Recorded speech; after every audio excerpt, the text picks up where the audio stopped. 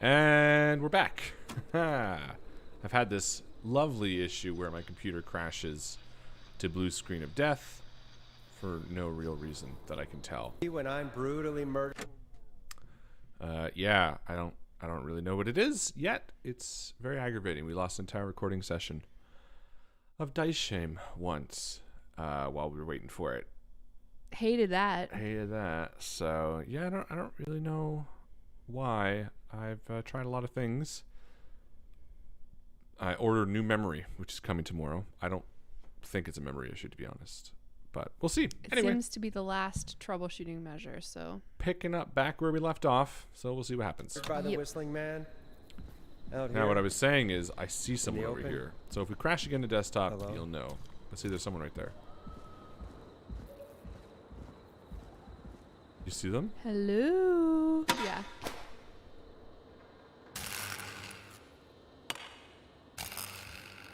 I don't know why we need that.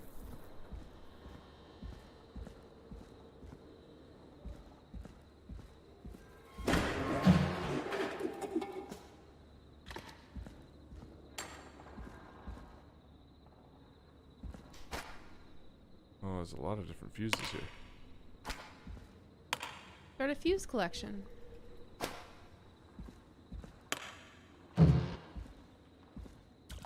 Quite scary.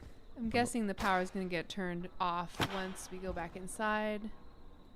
We'll have to come back out here to fix it, and then there's going to be someone inside the station. Not if I put a bunch of fuses next to this fuse thing. Oh, there's the record. All right. Which window would she have thrown it out of? Here it is. Long ride home.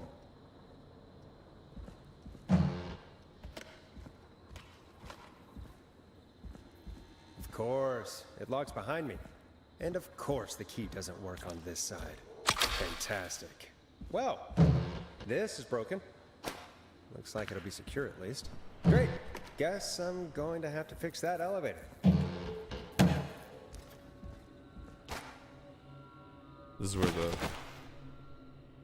There's another one. this is where the person at the start died, remember? Yes, that's right. It said 70 on it. So I don't know if we have to add up to 70 or there's a bunch of them. I don't know if we have to add up to 70 or if we're looking at 70. But so far we have 3 20s, which is 60. I don't remember if this is a 10.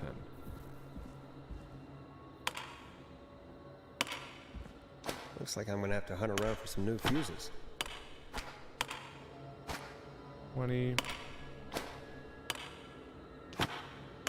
What's that? 50, 60, 70. Nah, that's not right. Do the fuses add up properly? Maybe we have to use exactly 4. Could be.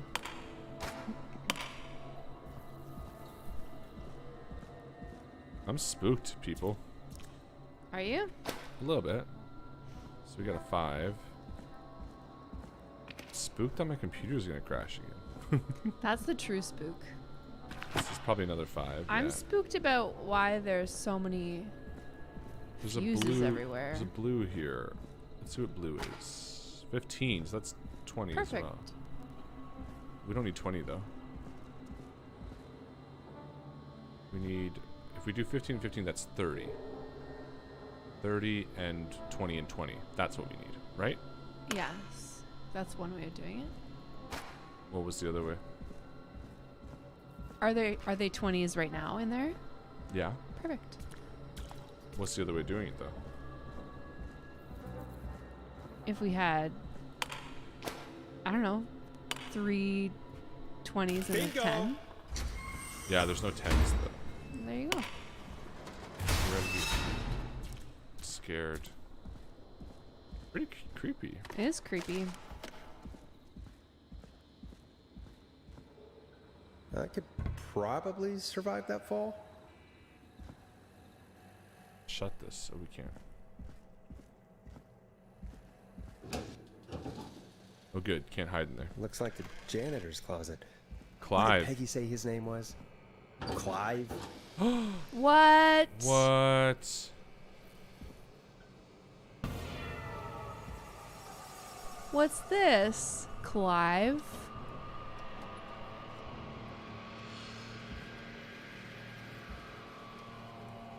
What the hell? Peggy is not gonna believe this. Chuck Brody, Kim Walker, Rebecca Allen, Ant Williams.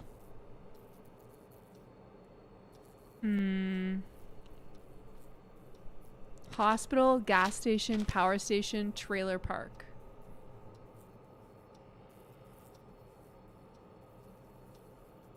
Hey, hold on. Is he just obsessed with the murders? These are the people who died?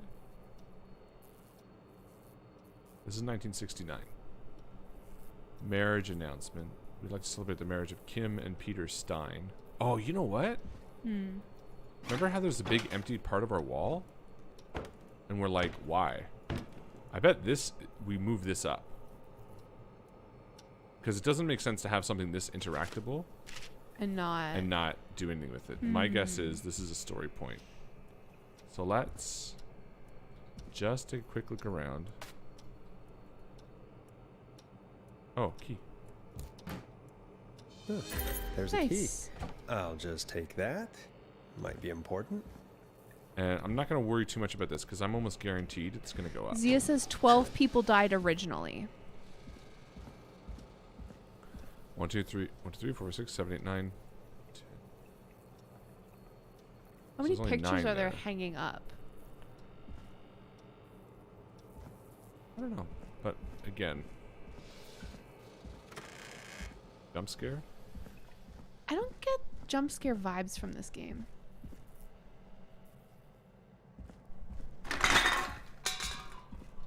That was a jump scare. I mean, I think Wonder how that's the as bad show's as going. it's going to get, though. Really?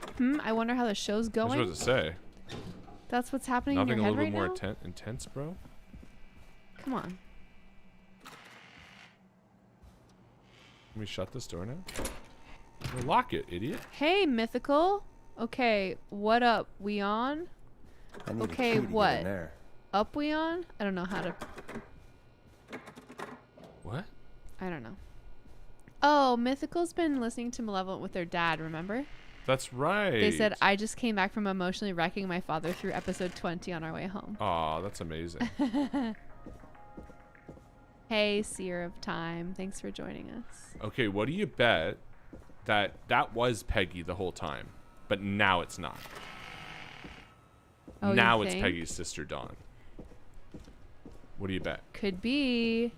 Zia said the marriage announcement could be Peggy's mom and stepdad, lending Isn't that credence such a good song, to folks? the dad theory. And now for... Jesus, Forrest, you've been gone for ages. I thought something had happened. Something did happen. Clive the janitor might be Clive the murderer. What? I'll start from the beginning. The fire. Does she door- sound like a different voice actor? Not really. But if they're sisters, watch. It's Maybe gonna be they on the have wall, same the board. voice. Why did you heave that thing all the way Hey, Call it, Harlan. because the basement's They don't creepy as call hell, you and I don't video like standing game around down Harlan there. for nothing. up? Fair. All right, let's run through this again. We have a creepy board you found in a creepy basement Correct. made by our creepy janitor Correct. who you think is the creepy whistling man. No. Yep. And on the creepy board are the names Chuck Brody, Kim Walker, Rebecca Allen, and Ant Williams. Correct. And you think one of these people will be the whistling man's, Clive's, next target. That's right. And we've got to find them. You said there are 4 locations listed there too? The hospital, the power station, the gas station, and the trailer park. Clive must think the target is at one of those locations. Forrest, you're gonna have to figure out if any That's of annoying. the potential targets are at one of these locations tonight. Hit the button if you need any help. You have to Mikey thinks that Peggy really sounds like me. Nah. I don't think so. But maybe. All right. What year is it? 1987. It's the 3rd. I love how they have the calendar right here, too. So let's do this in order. Marriage announcement. Kim Walker and Peter Stein are married. So Kim Walker is married to Peter Stein. Okay. Kim Walker, Improv Club. Peter Stein. Not appearance. Not appearing. Next up, crime syndicate impounded. Criminal operation shut down. 24 arrests in 77. Okay, what does that have to do with anything? We don't know yet. Police have finally put an end to the long-running car thieving crime syndicate. We'll figure that out after. Call for donations to help Chuck Brody. Chuck Brody Athletics Club. Former Gallows High football captain Chuck Brody suffered a career-ending injury as the victim of the festival's disaster late last year. Help him on the road to recovery. We were buying him lottery tickets. Drop tickets in the bucket below. Okay, so he had a career-ending accident. And the disaster is just over there. To the left. His disaster? Right there. 1972.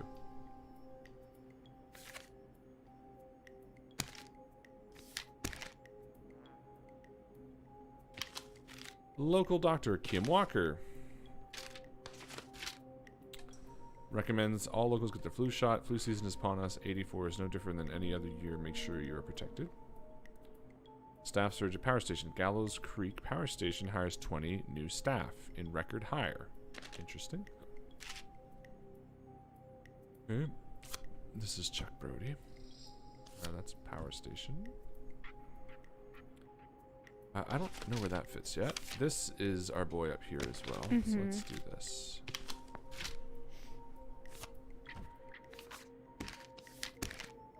Chuck Brody angle.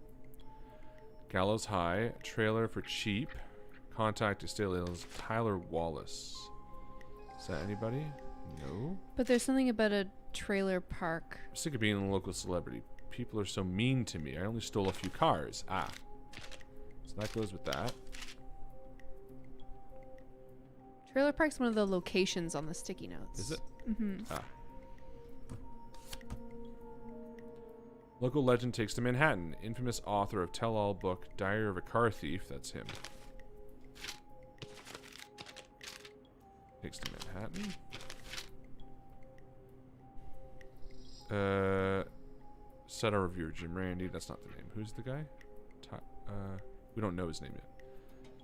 24-hour gas station bought by local ex-lottery winner. So How do you become an ex-lottery winner? Well, I guess Chuck Brody must have won the lottery, right?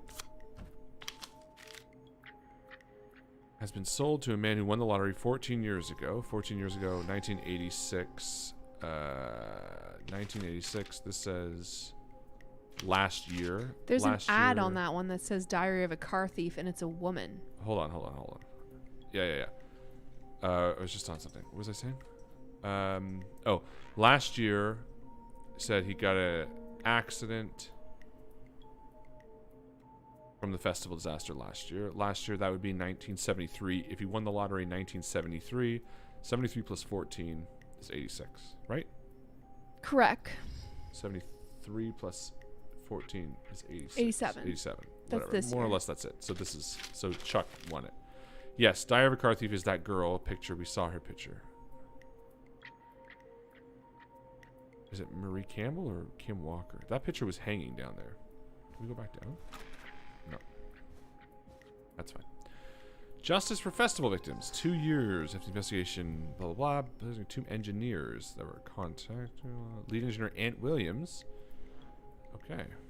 That's one of these guys from Car Club.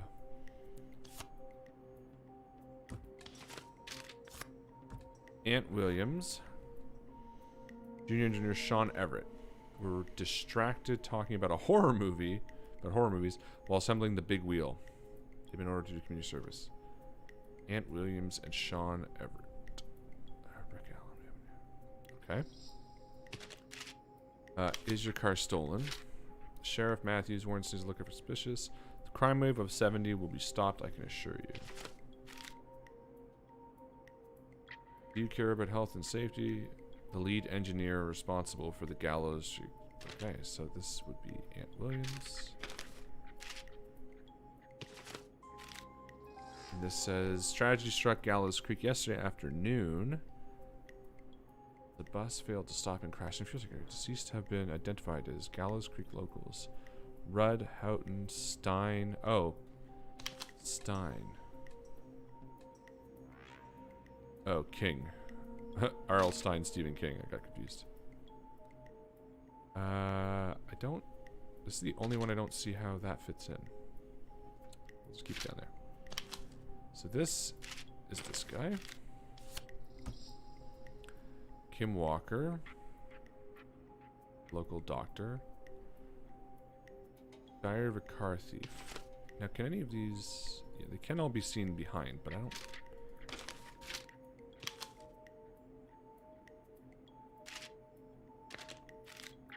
Oh, Stein. Kim Stein.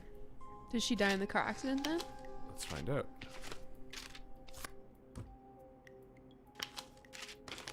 Oof. Yeah, Mrs. K. Stein. So she's dead already. Well, hold on. It says flu season is upon us. 84 is no different than any other year. Kim Walker got married to Stein. And then in 77, it says Mrs. K. Stein died. Right? Mm-hmm. So how does that make sense?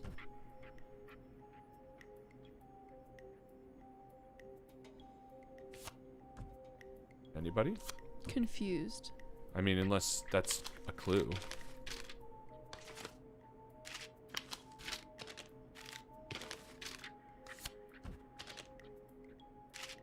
Wait, remember that Peggy said that her dad died in a car accident? Yeah? What's Peggy's last name? I don't remember. But are one of these people Peggy's father? Is there anything here that tells us who Peggy is?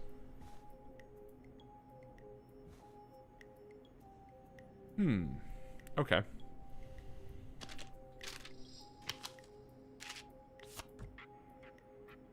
Keith Walker, Mary Campbell, Stanley King, Kim Walker, Rebecca Allen. Oh, it's Rebecca Allen. She's the one who did the car thing. Makes sense. Car club. So Rebecca Allen is this. So let's just do that. Cool. Okay. So in order now, 77. That's 70. So let's just do this then.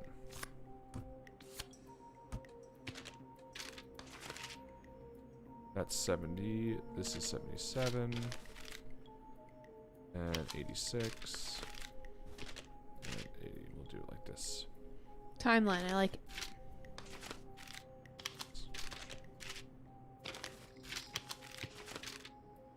Okay, Sheriff Matthews warned citizens to look out for suspicious behavior. Crime wave of 70 will be stopped. That's just like a year after she graduated. Mm-hmm. Crime syndicate impounded 7 years later. 24 arrests. Police today finally put an end to the long-running car thieving crime syndicate. The arrests were made after a member gave up information on their co-conspirators to investigators. So, did she give up information? Possibly. Anonymous, referred to as R.A., has walked free. So Rebecca Allen walks free. Then she sells her thing. I'm sick of being a local celebrity. People are so mean to me. I only stole a few cars. Who cares? Buy a new one. I'm selling my trailer and leaving town ASAP. I just want to get out of here. Please buy it. Great. Then a year That later, was last year. local Sorry. legend takes Manhattan. Infamous author of the book moves out of Gallows Creek for a new life in the big city. She stole cars and then she stole time and money, says reviewer. So she moved out of town. Okay. Next up, let's Cool. do... Hey, Chuck Reagan. Brady. Welcome. Hey, Reagan. Hope you're having a great night. He would be gas station. Chuck Brady. Because he bought it. So first off, we got... Let's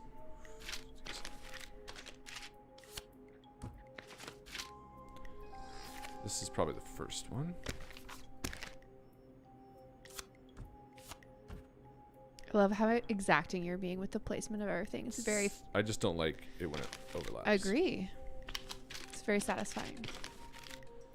Okay, so then the disaster happens. Then this happens. Let's just move this up here.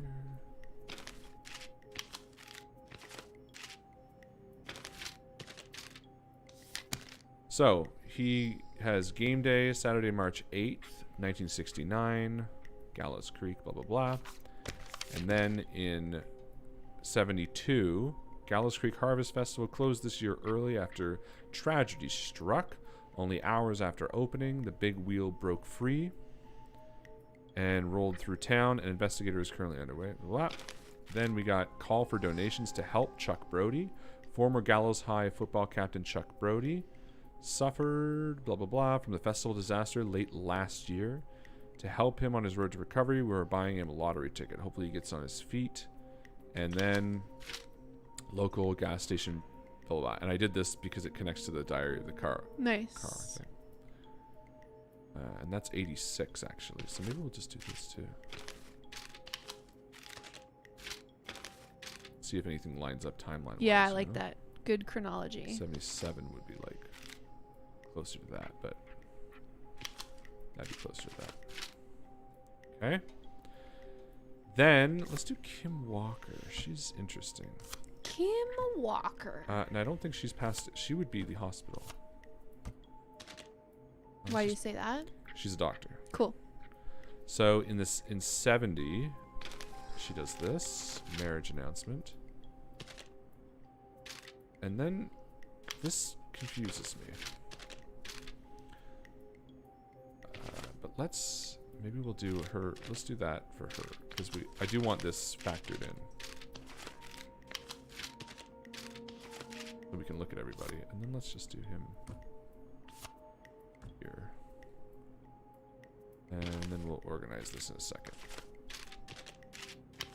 Okay, so then we got Kim Walker. Kim Walker. Rebecca Allen's done. Chuck Brody's done. Kim Walker's next. Marriage announcements. She marries Peter Stein, May 30th, 1970. So now she's Kim Stein. Then in 77, which lines up with the crime syndicate impounded. Interesting. 5 dead, 16 injured. Tragedy struck Gallows Creek yesterday afternoon as a bus failed to stop and crashed into a fuel tanker. The deceased have been identified as Gallows Creek locals Rudd, which I don't recognize. I don't think we've seen any Rudds. Houghton, also don't recognize. P. Stein, which would be Peter Stein, and Mrs. K. Stein, which would be Kim Stein. Kim Walker. Mm-hmm. And Mildred. Police have asked for privacy in the families of the victim. And then, something that makes no sense, local Dr. K. Walker recommends all locals get their flu shot ASAP. Flu season is upon us. 84 is no different than any other year. Make sure you're protected. Very weird. And then we got Aunt Williams. Staff surge at power station. Gallows Creek hires 20 new staff in record hire. 12 were students from Gallows Creek. Okay. So Aunt Williams from Gallows Creek. Justice for festival victims. The 2-year investigation into the festival accident has concluded. That puts this more along here. Because that would be 77, 73, 74. So it'd kind of be right here. Lead engineer Aunt Williams and junior engineer Sean Everett were distracted talking about horror movies when the big wheel, blah, blah, blah. They've been ordered to community service. And then, this year, 1987. Do you want to talk about health and safety? Special Fisher Mr. Guest, the lead engineer responsible for the Gallows Creek Harvest District. They say you learn from your mistakes while I turn mine into a career. That's the only kind of recent thing. so it looks like the chick at the bottom doesn't live in town anymore. Correct. The next guy Won the lottery. won the lottery, and he owns the gas station. Yeah. So he's in town. Yeah. Kim Walker is dead? Question Or mark? faked your own death. Or it doesn't make sense that you would fake your own death and then be quoted under your real name by a newspaper. You know what I True. mean? There's something weird happening there. And then Aunt Williams is in town. Okay. I feel like we've sussed out these newspapers. Yeah. Now let's talk about the people. What's the Rebecca Allen purpose? would be a victim because she ratted out a bunch of people in the crime syndicate and then moved out of town. So she would be a victim. Chuck Brody hurt himself but won the lottery. Kim Walker lost her husband in a fire, potentially. Aunt Williams was responsible for a lot of issue. How many people died in this thing? 15 injured. No one died. No one died. But he's also in town. So the only people that died is this. 1977. And it seemed like an accident. What's that? Seems like an accident. Seems like an accident, but also, I don't know, car. So this is July 19. This is May. May, June, July. So 2 months later, the crime syndicate is impounded. And both Aunt and Rebecca were car people. Look, car club, car club. And it says, a bus failed to stop. You know what I mean? Mm-hmm. Oh, someone said, I think Kay Walker is Keith Walker, not Kim Walker. I was going to say. Interesting. Ah, Keith Walker, Science Club. Because she would then not be going by her married name anymore either. But why then this? This seems like a total... I think it's a red herring. You think it's a red herring? Yeah. Okay. I think she did. Okay. Yeah, Keith, that's a real misnomer, right? Yep. Okay. So she died. Go on, Jack. Thanks, Jack. So then that means that the only person in town... We're looking for the victim, right?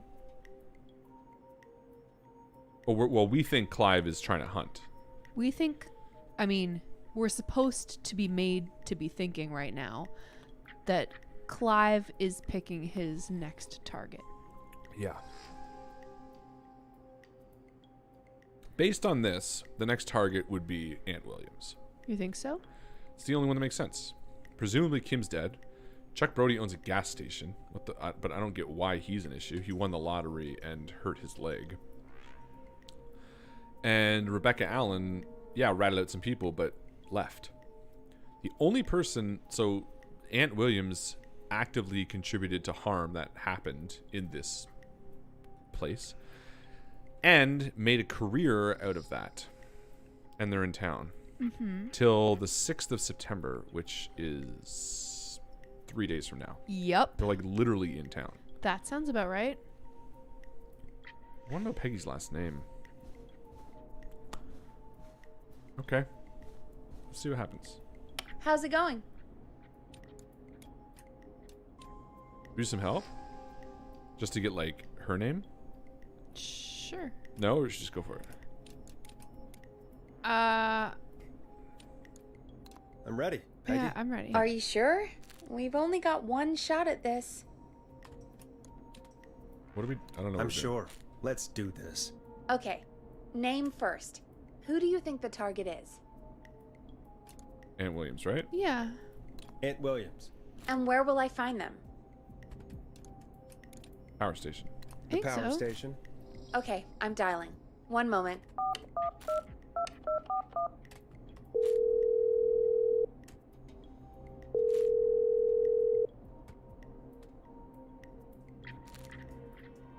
Forrest, I'm through to the power plant, but they say there isn't anyone by that name there. What? Then who? Jesus! It sounds like something blew up. He's using bombs now? Oh my god. The call board, one moment. Gas station? Forrest, I'm getting so many calls. Just let me... I'm gonna take us off air for a moment. Oh, it was the gas station. But why? You want to reload save it? scum it? Let's see what happens. Why would it be the gas station? I don't know. Peggy, what's... I'm confused. Me too. I just hope... Oh, no. It sounds like something blew up. He's using bombs now? Oh my god. The call board, one moment. Forrest, Why, though? I'm getting so many calls. Just let me... I'm gonna take us off air for a moment. Peggy, what's happening in there? Peggy. I'm back. He blew up the gas station, Forrest. Okay. I spoke to the fire department and the hospital. The fire department is useless. Just saved it. When did this come? Zia said the Peggy's last name is Weaver. Now, as you know. Who's that? And Her stepdad's last the name? hospital's only ambulance was at the gas station. There's no Weaver here, though. Forrest, you've got to say something on the radio. You have to tell the town. Might matter later. I'm putting us back on air. Now. Oh my god. Gallows Creek. I don't know how to tell you this, but the gas station's been bombed. Please, everyone, stay safe, stay inside, and... Oh, just bring us into some music, Forrest. Here's Let's some blow music this up. while we regroup here on KFAM 189.16, The Stream. Confused. Yeah, me too. I feel like we did a good job of that. I mean, I definitely think we got all this in order. We just picked the wrong victim? Why would it be Chuck Gallows? I mean, we know he's in town. There's but gotta be more in the basement to show us who Clive is targeting. And if that's the case, we can get ahead of him. Well, yeah, but Stop she the wouldn't let us killings go before they back to can the happen. basement. Forrest, we need to go back down. By we, you mean me, right? Yep. Like I said, I need to handle all these calls. Maybe start with that creepy mannequin room you mentioned before. I still have a lot of questions about those, by the way. Me too. Does anybody understand what we did wrong? Honestly, happy to open ideas.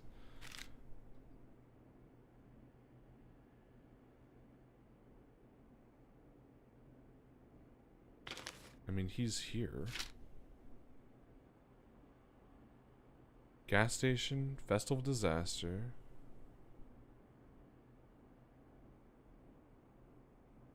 He gets tickets, he gets this. Does this say anything? New owner claims it will keep me busy on an evening, and he remains anonymous. I don't get it. Maybe it's because he used to be a football guy. Why would that make any I don't sense? know. Yeah, no, I hear you. I'm just confused. What were we meant to gather? Huh. If anyone's Googling, feel free to let us know what We missed, What I we guess. And missed. I guess try not to give spoilers. Yeah, no about the rest of the spoilers, game. but maybe, I mean, honestly, I would stop the stream right now and Google, like, how are you supposed to figure that out? Because I'm very curious. What are we doing here in here? Oh, going back down to the basement. Yeah. Oh, good night, Liz. Night, Liz. She's off to work.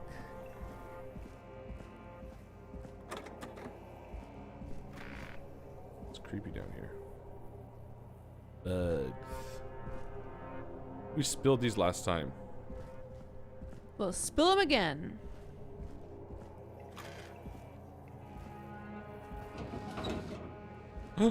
Oh, so the mannequins are gone.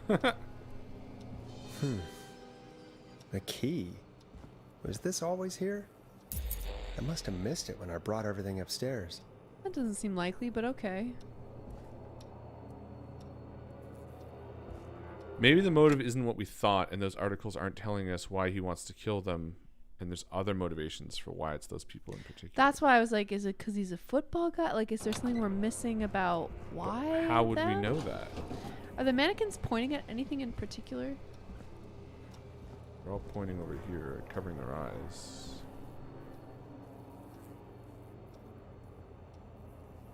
It seemed like maybe Chuck was the only person still in town. Wait, go back. One of the mannequins is pointing at a picture? No. Never mind. No. Sorry. But Chuck wasn't the only guy in town. We knew that because the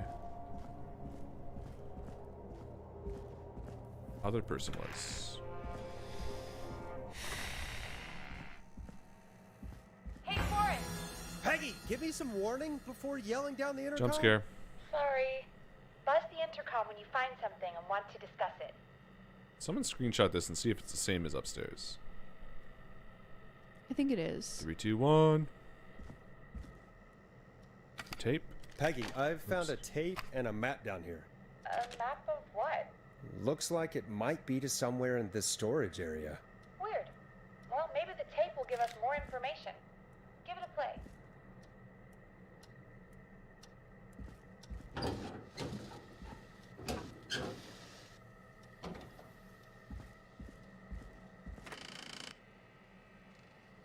Okay.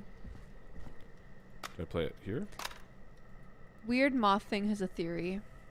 I think it was just that one was dead, one moved, and one was no longer at the location listed. 1968. That's when this all began for me.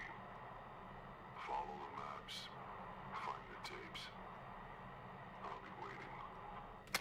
Wait, George Barrow? We all heard that he drowned after a night out drinking. Was it actually Clive? Has Clive really been the whistling man for that long?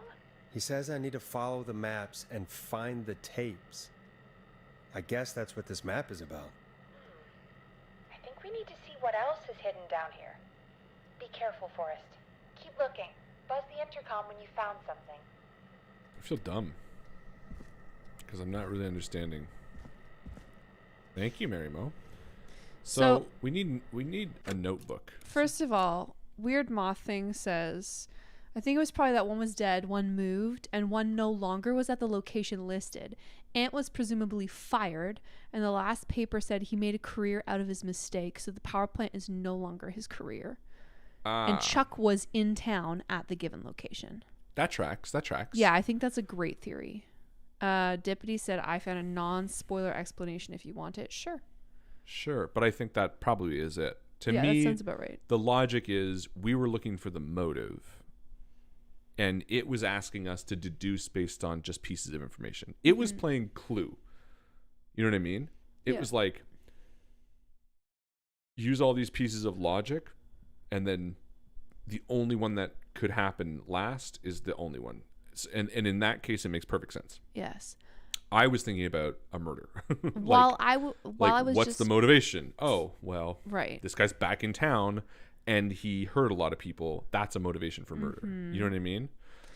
And then while I was parsing that, I kind of missed what the tape was telling us because I was still thinking about the bulletin board. That's unfortunately. fair. But yeah, that makes me feel better, honestly, because to me, it also helps for future things.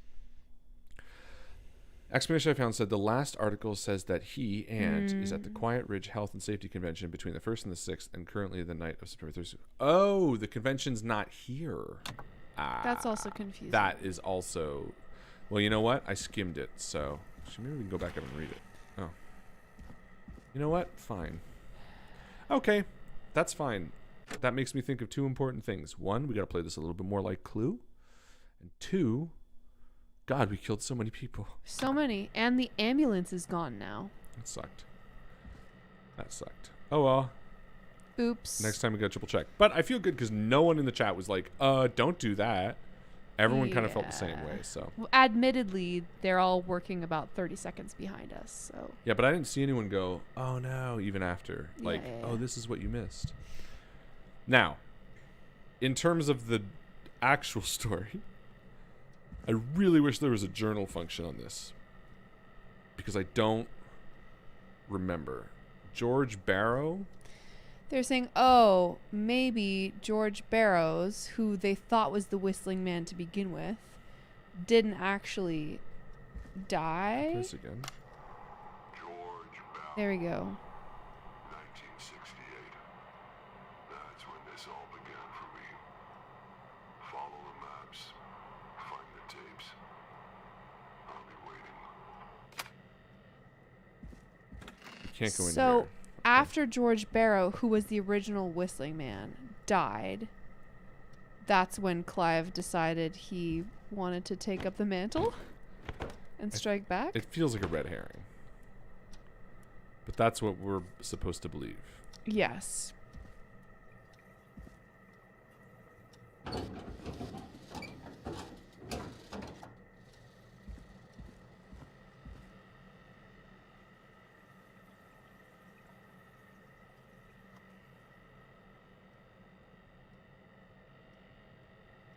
I don't really know what we're meant to be doing, though.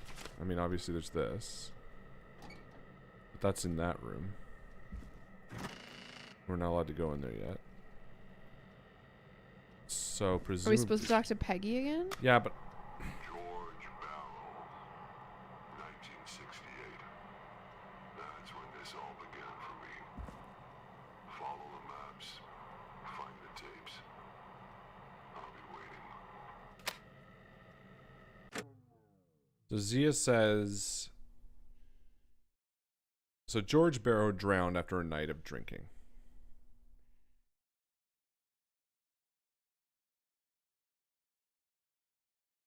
Gotta remember it all yourself. Yeah, for real.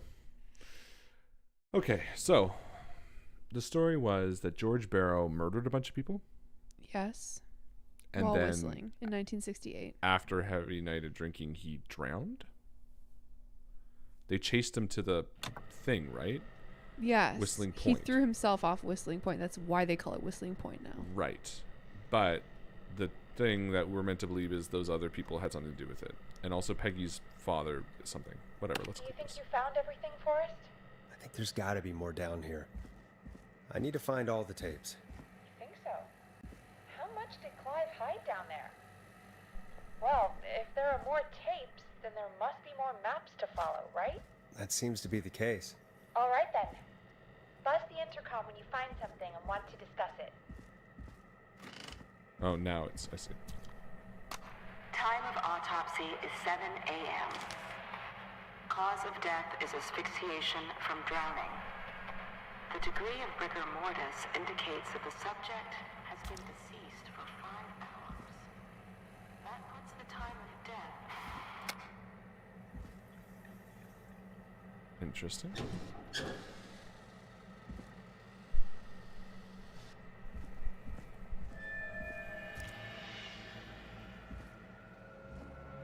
Hope this isn't a sneaky game. Is the next one? Yes.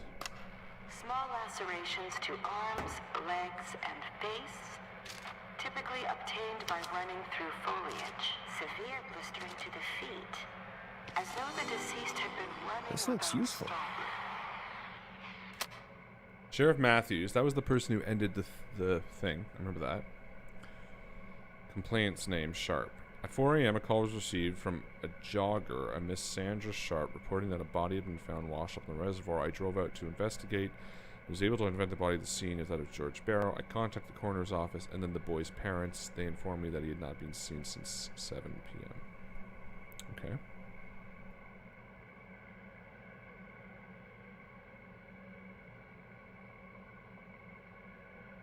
Stack of books.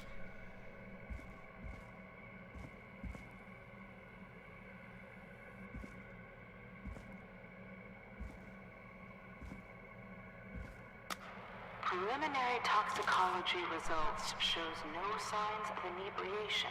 So he was sober? However, a high amount of cortisol was found, What's cortisol? indicating Stress elevated hormone. levels of stress in the immediate moments before death. Okay, so these teens chased him off the bridge? That kind of what we're thinking? Seems like it. Or someone did. It was Additionally, hazing? there appears to be a post-mortem injury to the arm. It looks like it was trapped in a car door. What? Weird. Post-mortem.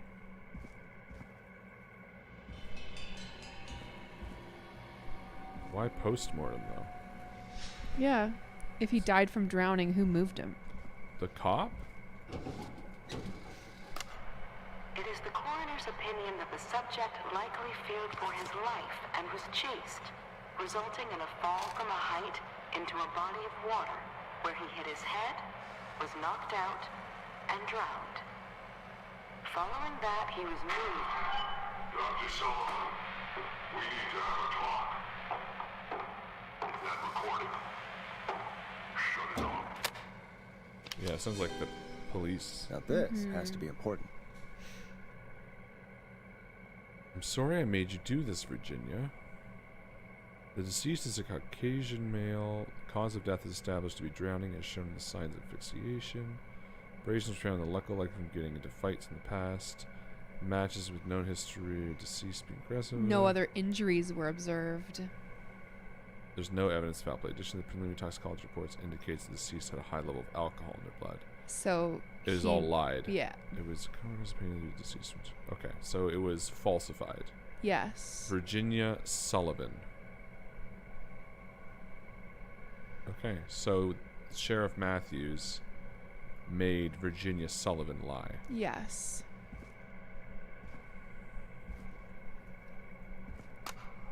If you're listening to this, then I'm probably dead. What the? I'm a man who likes to stay informed. I've got subscriptions to newspapers all over the country. A few weeks ago, I noticed headlines cropping up in those papers, one after the other. Each headline about a murder. Each murder, the death of someone I knew almost 20 years ago. Oh, he's gonna be a victim. And each one Yes. drawing closer to Gallows Creek, drawing closer to the anniversary. None of us are innocent, but I don't think we deserve killing. All I hope now is that I can save some folk from the worst, and I can. Oh, I don't know.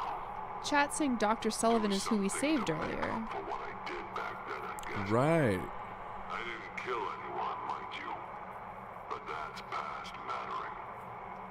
Now, there's more I could say, that I should say, but my employer made it clear that my family would pay a high price if I ever spoke out. So, hopefully I've said enough for you, listener, whoever the hell you are, to start putting the truth together. Maisie Cartwright as Dawn. What the hell? Peggy is not going to believe this. Maisie Cartwright. That's the killer. Who's that? As Dawn? Mm-hmm. That's the name that the fake call.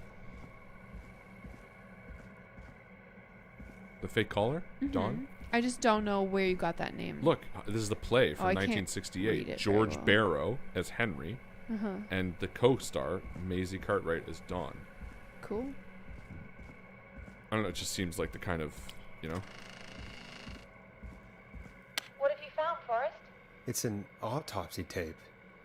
Doesn't say for who, but I think it must be for George. Poor George. He was so young. Something's bugging me, Peggy. What do you mean? I swear I recognize the voice of the woman talking on the tape.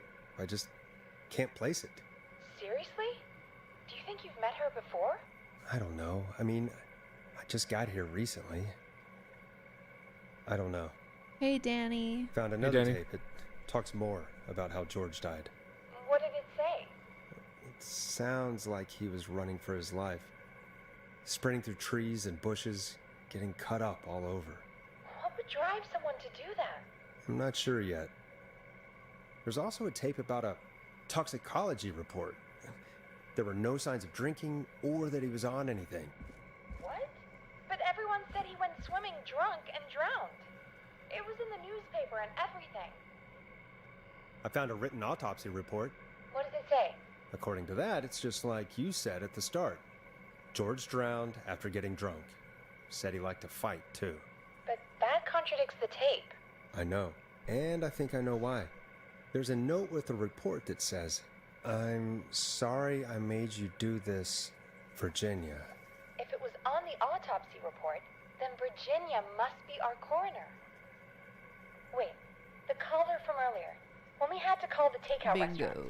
Yeah. Wasn't her name Called it. Virginia? We need to call her back once we finish down here. It looks like she might know something about what's going on. I found a tape that introduces a new detail to the story. Post-mortem injury. Apparently, his arm got caught in a car door. A car door? Yeah, after he died. How do you suppose they can tell? How can they tell? I'm a radio producer, not a coroner.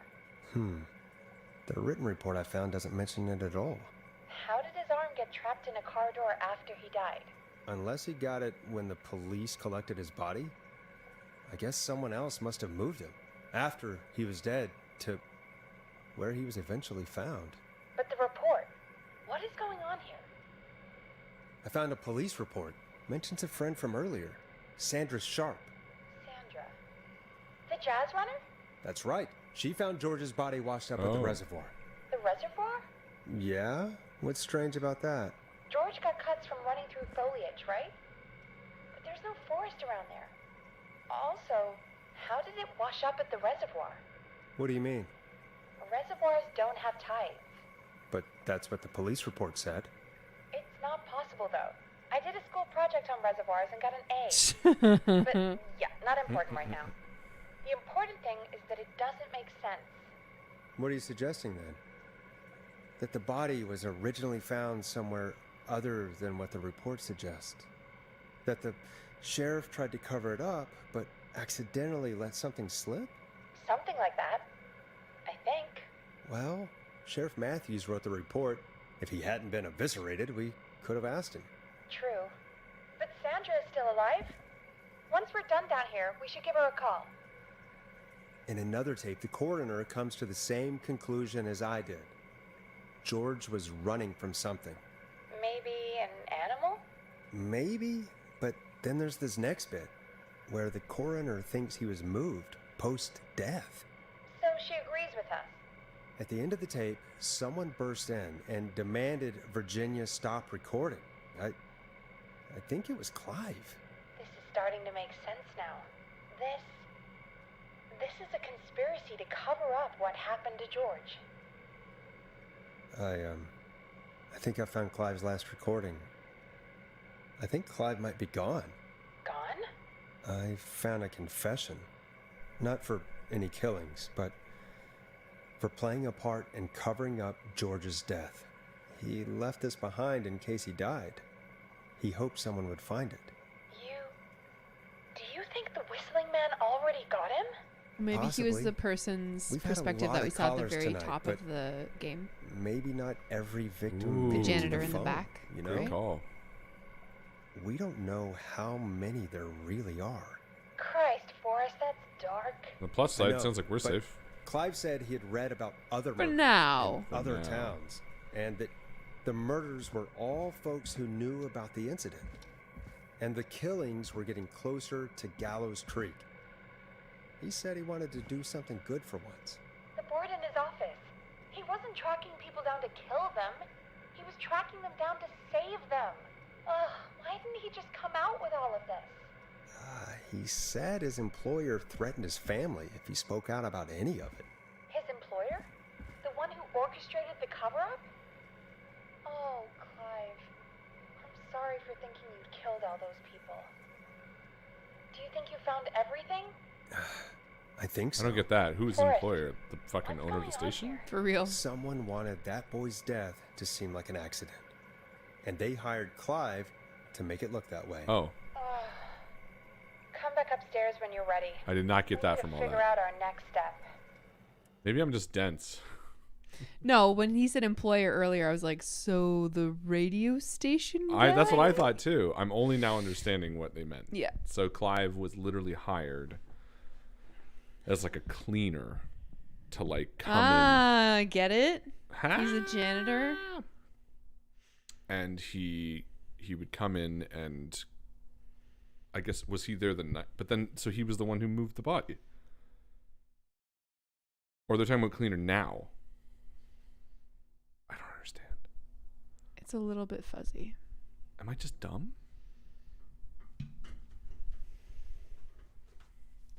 Because if he was involved in George Barrow's death, okay, we know that Clive said he was guilty.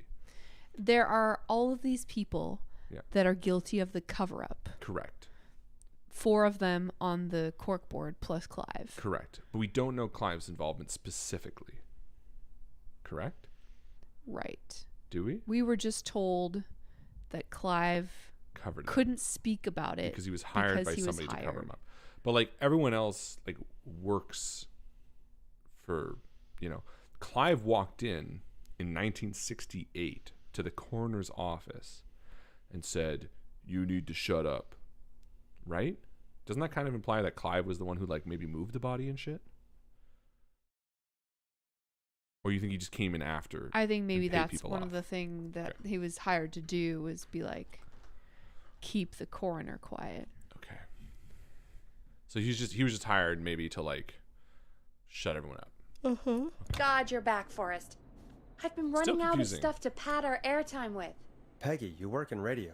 Forrest, I'm stressed. I mean, really, how are we supposed to keep a show going with all this happening? You need to calm down, Beats Peggy. me. But we gotta do it, and we're going to. You're right. So, what's the plan now? I think we should call Virginia back. All right, I'll get her on the line. When you're ready, shut the music off. Hello again, Gallows Creek. This is Let's Forrest broadcast Nash. it also. We're circling closer to the truth behind tonight's events.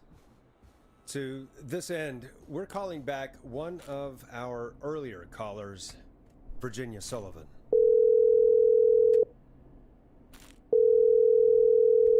Fredman Plunker here? Who's this? Is it you? Goose?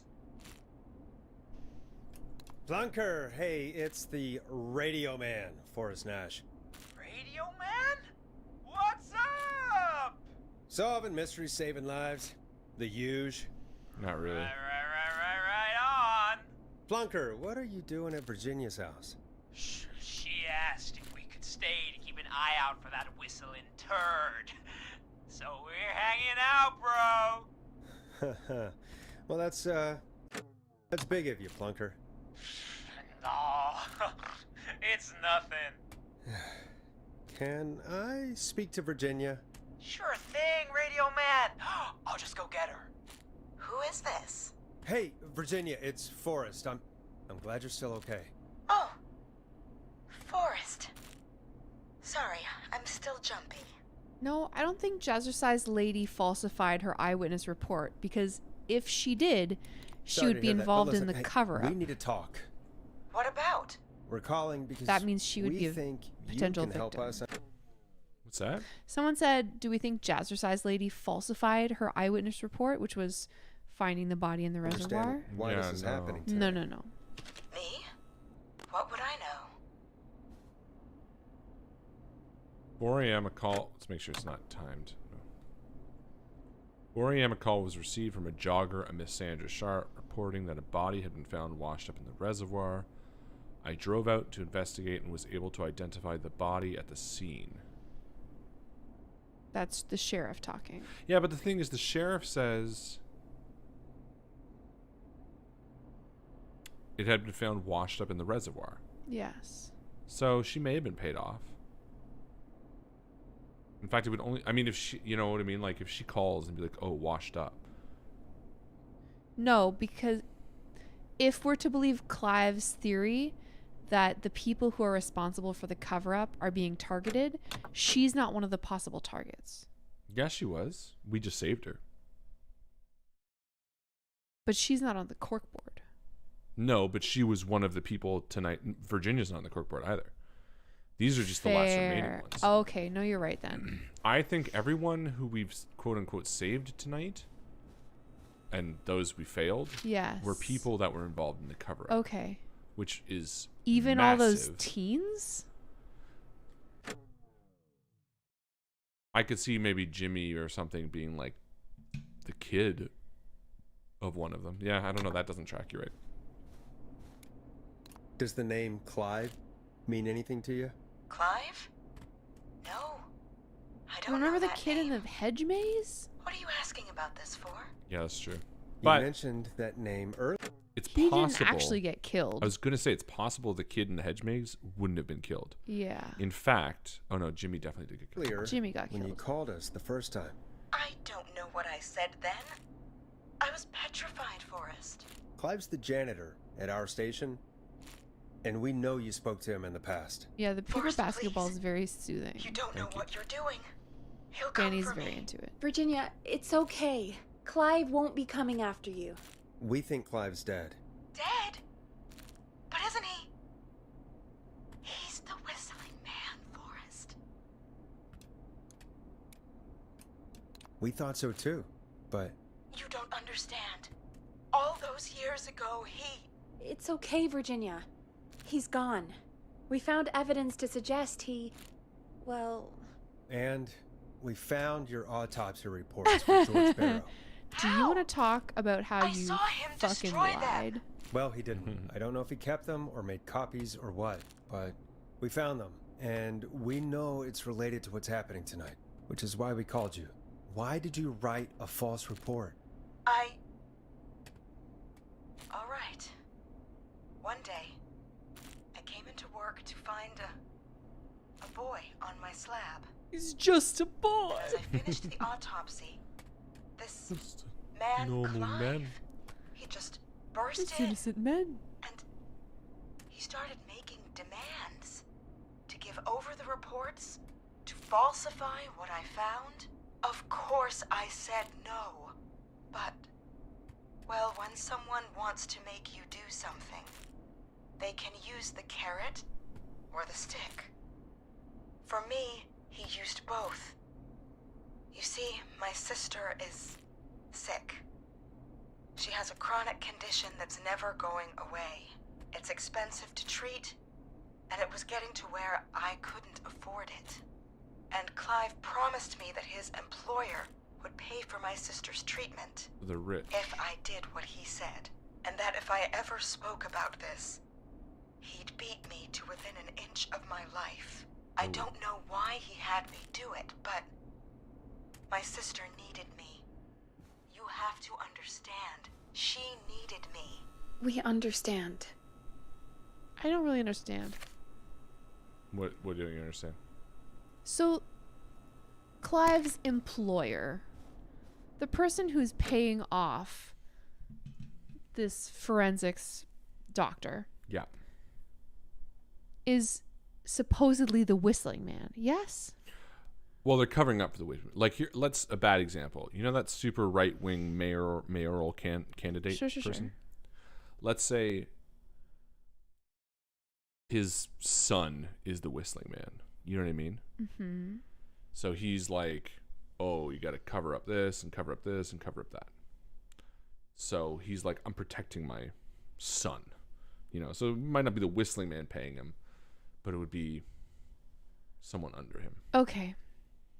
Because I hear what you're saying. That's more plausible. If Clive is like, I want to write this, and literally his employee is the guy doing it, Yeah. doesn't he kind of know? Exactly. It doesn't really make sense. Well, that's why this is all feeling weird. I'm hoping there's a part where but right now it Yeah. sounds like Clive's most direct route to saving these people was just to go the way of his boss. Mm-hmm. Be like, boss, hey, why you covered up?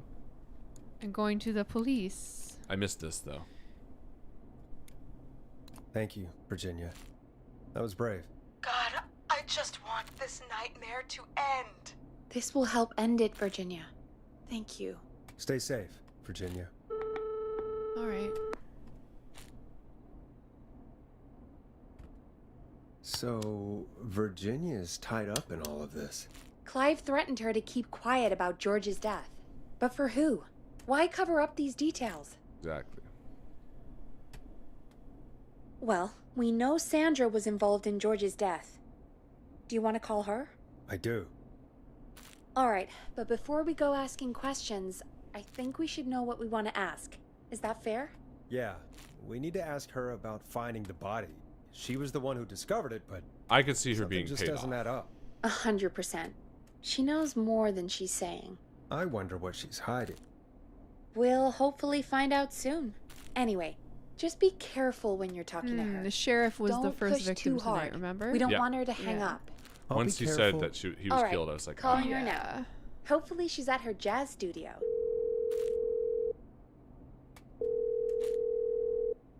Aha! Forrest, you're through. Hello, this is Sandra at Jazz Pizzazz Jazz Studio. Who's this? Hello again, Sandra! It's Forrest Nash of 189.16, The Scream. And you're live on air. Oh, Why can't I turn I this up always any thought louder? folks called into a radio show, not the other way around. How jazzy. What can I do for you? Well, we're trying to understand what's behind the attacks tonight. We had a few questions. Why, Forrest, of course. Heck, after the way you saved my life, I'd say yes to just about anything you asked. Do you know why the Whistling Man might have targeted you?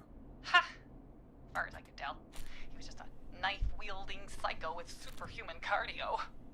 He'd have chased after anybody. Right. Well, we think he might be chasing specific people. People who know about the death of a boy named George. Oh, I don't know anything about that. Sorry. Damn it, Sandra, don't play games. I don't know anything. Oh, look at the time. It sure is late. I have to go. I'll drive home now, or just drive. I'm sorry. Well, I might have gone a bit hard on her. Oh, a really? bit? Yeah, I think so. All right, let's just move on. Well, folks, Shit. I didn't think I could do that. Yeah. if anyone out there... Hello, this is Oh, Sandra good. at Jazz Pizzazz Jazz Studio. Who's this? Hello again, Sandra! It's Forrest Nash of 189.6... Tough to know how much games like this care, you know what I mean? Like if this were an RPG, I'd be like, oh, obviously. Here I'm kind of thinking, well, when it comes to dialogue, anything I say is going to get me what I need, but 16, The Scream. And you're live on air.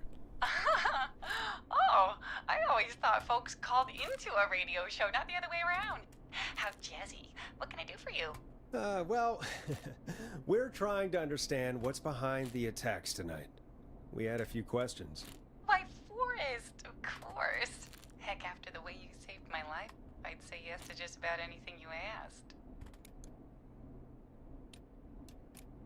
Really? Well, that sounds nice. I might just call you back tomorrow then, too. You got my number. But what about tonight? Is there anything you want to talk about right now? remember why we called, Forrest. Of course. Do you know why the Whistling Man might have targeted you?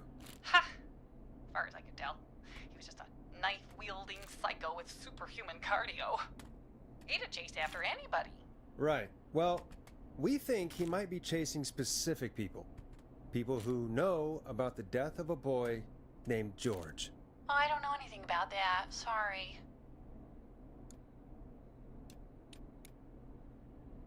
Sandra, we know you found George's body. We have the police report.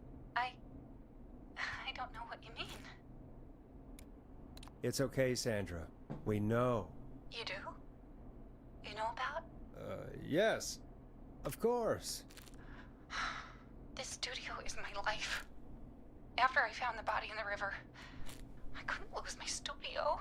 Do you understand? Sure. I understand. When the rent just kept going up, he said he'd stop if I just needed to keep quiet. And everything would be okay. Sandra? Who was he? He said, if I told everyone I found the kid in the reservoir instead of the river,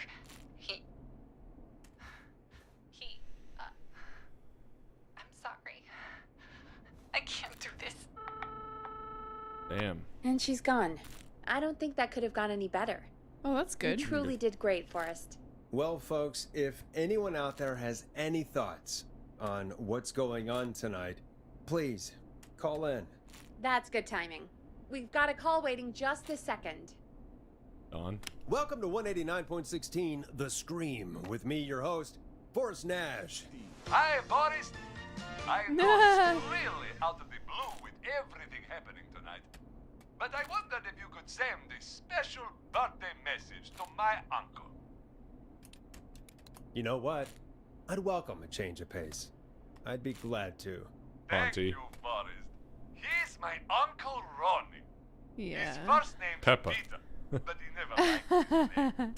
But since he always had salt and pepper hair, even as a kid, Pepperoni. Yep. Mm-hmm. folks always called him Pepper. Thanks for the history lesson. Is there anything besides happy birthday you would like to say to Mr. Pepper? Oh my God, damn it! Yes! Tell him he can get the best birthday deals and party packages here at Ponty's Pizza. Stop Party! Son of a bitch! Stop I love calling this guy. us. Sorry, Forrest. Let's just move on. You gotta We've already screen the got calls another a little caller better, on Peggy. the line. What's that? Said Peggy's got to screen the calls a little better. For real. This is 189.16, The Don. Scream.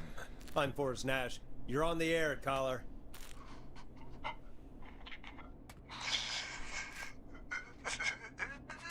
Caller. Peggy.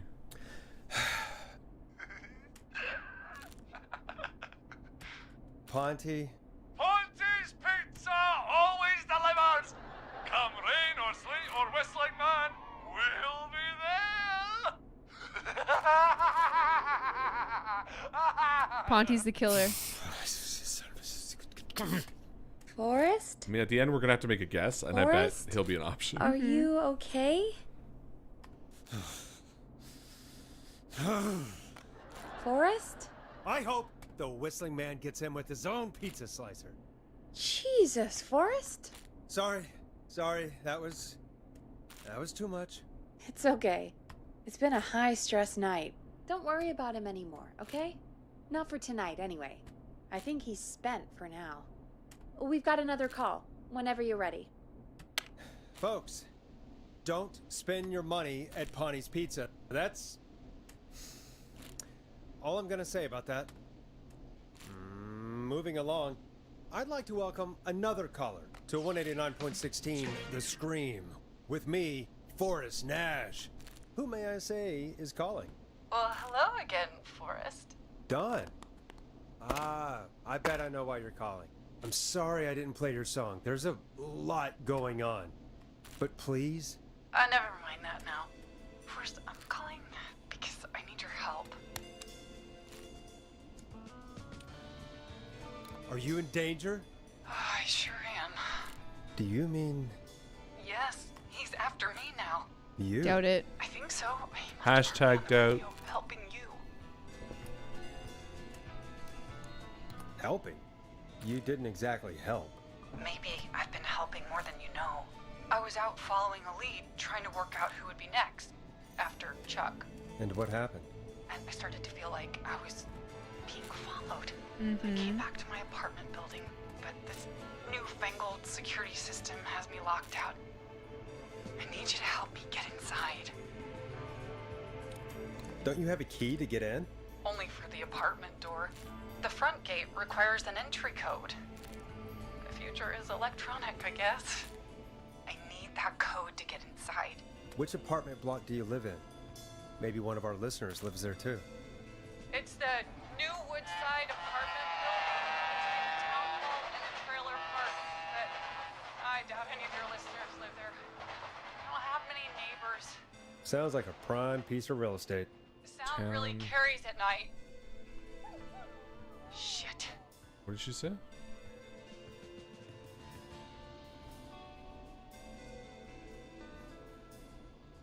Okay, couple things. We heard a train. Yeah, the train is the yellow line. We also heard a dog.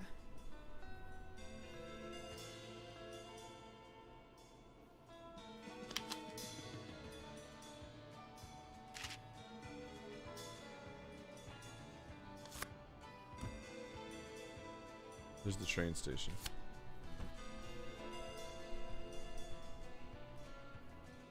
Where's our place again? Oh, right there.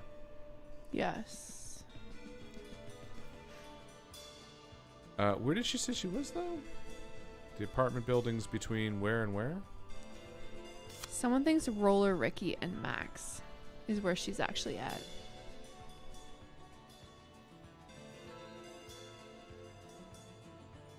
Roller Ricky and Max? Yeah, Roller Ricky's is right by the... Dog's Pharmacy?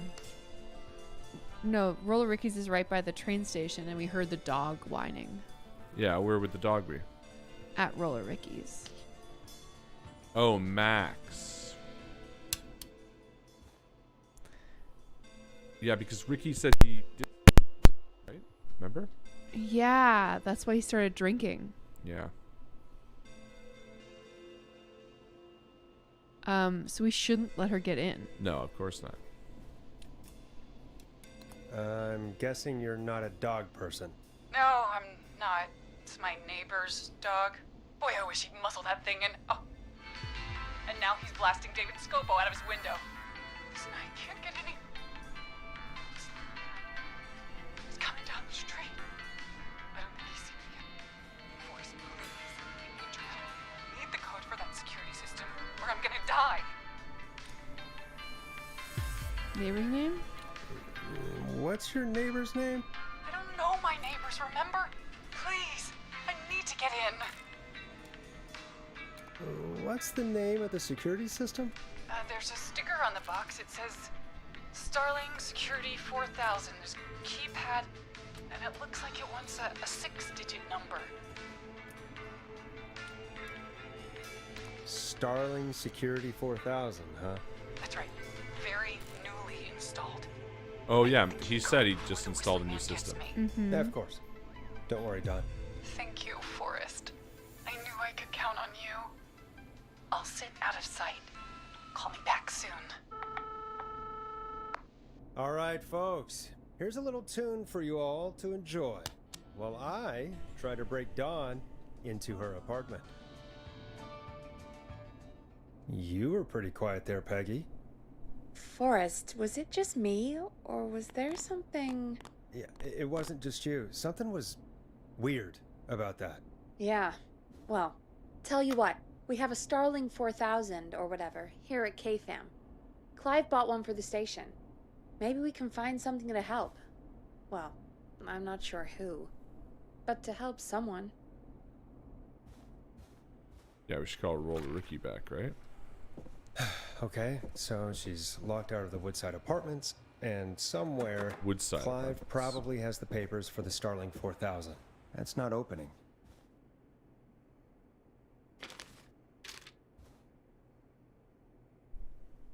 There, just below that. Nowhere near a train station. Nowhere near a train station, nowhere near a dog. Yeah, cool. Trying to take Roller Ricky's. Not on our watch. Roller Ricky and Max are safe with us. Is there a way that we can like extra arm the alarm system? Or like I'm wondering if when we do this, whether we'll get a chance to call Ricky instead of, you know what I mean? Yeah. If there's a code that'll make the Is this alarm still go open? off, Oh my maybe, God. and alert Ricky, yeah. Needs a key. And great point, Dippity. We didn't hear any whistling on the line when she said the whistling man's coming. True. But doesn't it seem a bit too obvious? Also, where was the alarm system installed? Maybe. No. I saw an alarm system thing.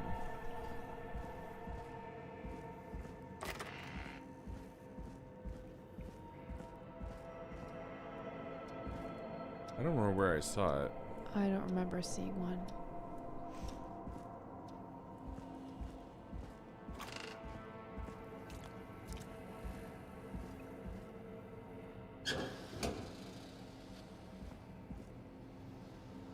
Starling 4000. Yeah. User manual. Excellent. Ah, these codes should come in handy. Can't read that at all. It says... Yeah, I'll read it back. Cool.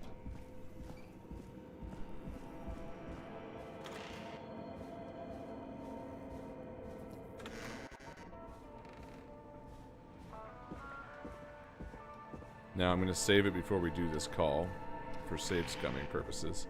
God, I wish I'd done that. Hold every on. time. Zia said no, the howl was the hint. That's right. When does Ricky howl? What do you He mean? howls at the... sorry, Max. When does Max howl? The howl was the hint? Zia said the howl was the hint. And I remember on the call with Ricky, he says that Max howls at something. The train? Do you remember what it was? Was it the train? I don't know. It was a dog. I tuned it out. Just kidding. That's fair. No, I don't remember the thing. I'm sure someone will tell us. Tell us when it comes in. So display, status indicator, keypad. When entering codes with commands, Sequential key depressions must be made within 4 to 5 seconds of one another. Boarded and must be repeated from its beginning. Wow. Yeah, the trains. Yeah, Max how tells the us the trains. trains. Do we want warning this will set off all security measures? No.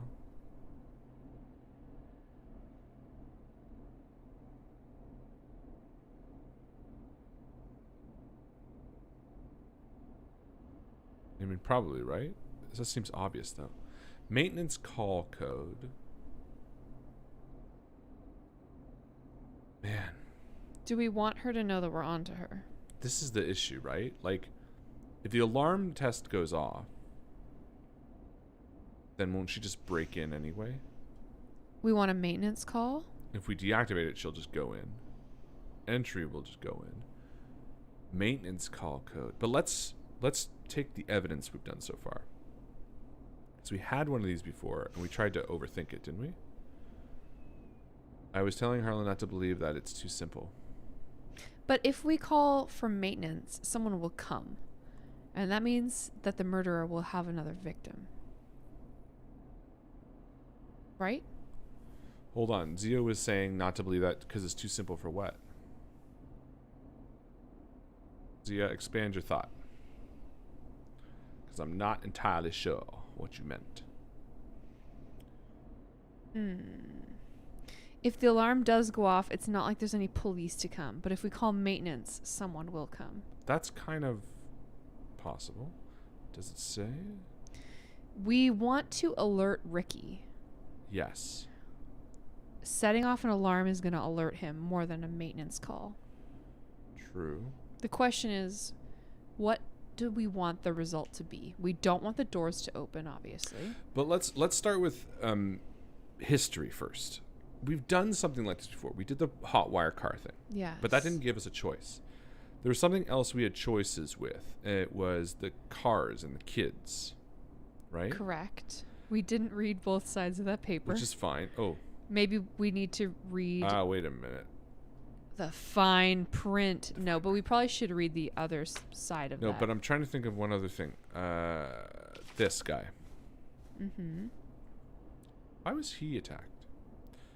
But anyway, he pushed the guy in the secret archives. That Just was the listen to Doshi saying newspaper everything I'm guy. telling her. Okay, yeah, I hear you, Izzy. Then. I agree. I mean, I knew she was sus. No doubt of me. But this guy was... That guy was attacked because he was the one who published the story that was the cover-up. He's the editor of the newspaper. Yes, but I'm trying to understand what we learned from this. What we learned from this was that I overthought it. It was more simple than I gave it credit for. Yeah, you wanted him to hide under the desk. Because my logic was, well, the da-da-da-da. So, based on this puzzle, I think... Alarm. Correct. Exactly. I think I'm playing... And again, it's the same with the clue puzzle, this one. I was like, well, this doesn't provide a proper motivation, but I think it's just easy. This person's dead. This person... Well, I guess I realize now this wasn't actually in town. That was my big mistake. Yeah, Quiet Ridge Health and Safety. I should have realized that. I mean, Quiet Ridge could be like a convention center. Yeah, but then we could have checked. Still dumb. But anyway, all of it's pretty simple. So I think the long and short of it is... We want to set off the alarm. Yep. But let's read this. When entering codes and commands sequential key depressions must be made within 4 to 5 seconds of one another. If 4 to 5 seconds elapse without a key depression, the entry will be aborted and must be repeated from its beginning. Be sure to observe this precaution. Okay. Good to know. If you make a mistake while entering secure, stop, press the pound, then start over. You stop in the middle while entering the code, and then immediately start the entry, and earnest code might be entered. Okay. Cool. So we want to do 191519. What? Isn't that it? 1915. So 19, 15, 19. Yeah. Okay. All right. Welcome back, Forrest. Find anything? The Starling 4000 security manual. It's got a bunch of codes. Good. And did you find anything else? Nothing except the manual. All right. Well, Oh, maybe I'll we get could have Dawn found back on the something line else. then, Forrest. I'll let you take it from here. Shit. Thanks, Peggy. You know what I mean? Line 1, whenever you're ready. Whoa. Bye. Broke out of it. Do you think we could have found something more? Yeah.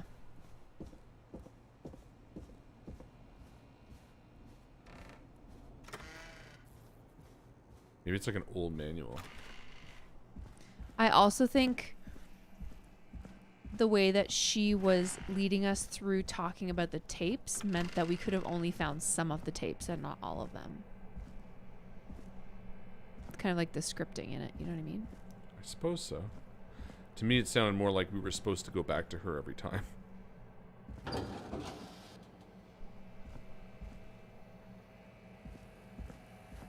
Oh, this is where I saw. There's like a red panel over here.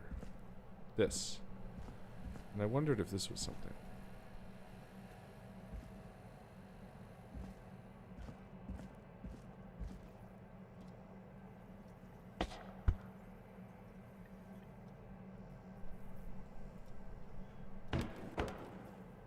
Ooh, a new vinyl for my collection. Nice. Collect all hidden records. Did we do it? Yeah. Yay! Must be near the end of the game then.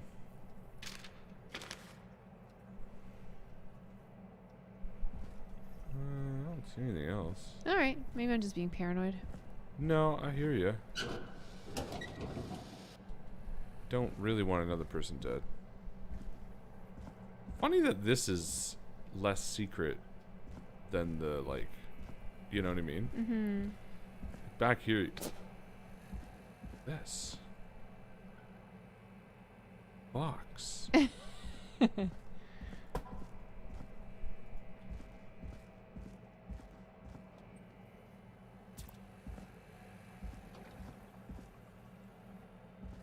Order delivery form. Ah. Starling must have left this by accident. This system's not even installed at Woodside. Oh. Shit. So extra evidence. Yeah. I wonder if that's going to allow us into that dialogue tree or not. Very interesting.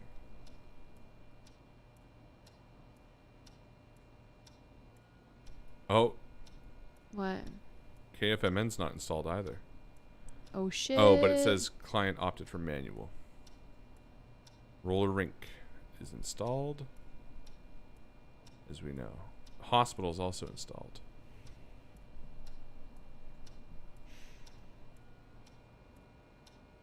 Okay.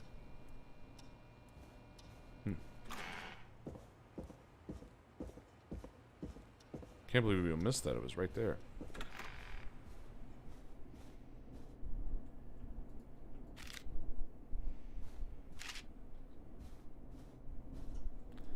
Alright, let's try this. Don, are you there? This is Forrest Nash from 189.16, The Scream. Oh, thank God you're back. I'm so afraid. What's the code to the gate?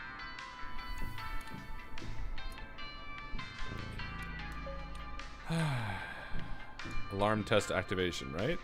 Yes. The code is 191519. Thank you, Forrest.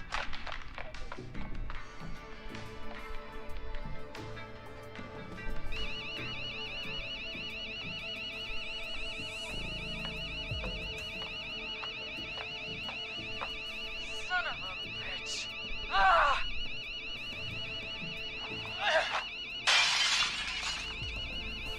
Is she? Is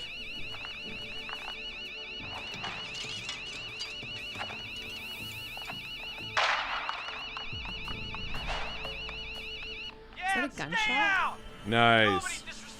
Yes, Roller Ricky. Don't ever come back here again. I'm calling the cops. Call me God. Roller Rink, Ricky. Hello? Is someone there? Ricky, get back inside and turn on the radio. Whoever that was, she was trying to break into the ring. She? Forrest, man, you got no idea. That was him. That was the whistling man. The alarm gave me just enough time to get my rifle. I don't like hurting folk, but I can't let anything happen to Maxie. He's my best friend, you know? Listen, man, I'm heading back inside. Gonna barricade that window. My man, thank you. You and Peggy can skate for free whenever you want, forever.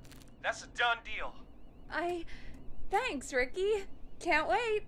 You got Oh, it. Ricky, you're Talk so to you soon. fine. You're so fine. You let us. Okay. Oh, I like that we Gals, heard Max go here's some woof. music while we process what just happened.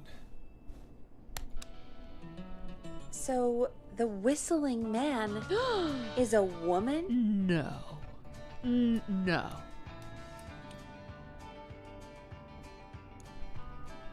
Yeah. I had my suspicions. Yeah, sure, Forrest. You just never mentioned it. Shut up. You She never gave us called the up. option. You spoke to her multiple times. I knew she wasn't right. Is that right, Sherlock? I did though. Why do you think she requested that song? To get me outside? Maybe, but how? She didn't know the song was outside to start with. That's right. She never actually attacked me out there.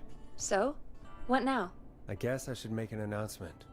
We do have new info. Okay, kill the music and you can make the announcement. Okay, you're live in 3, 2... Hey folks, this is Forrest Nash here. I hope you're all safely locked inside. For those of you listening to that last call, you might be wondering what to make of it all. Here's our take. We now believe the killer is actually a woman. One who might manipulate you into letting her in before she attacks you.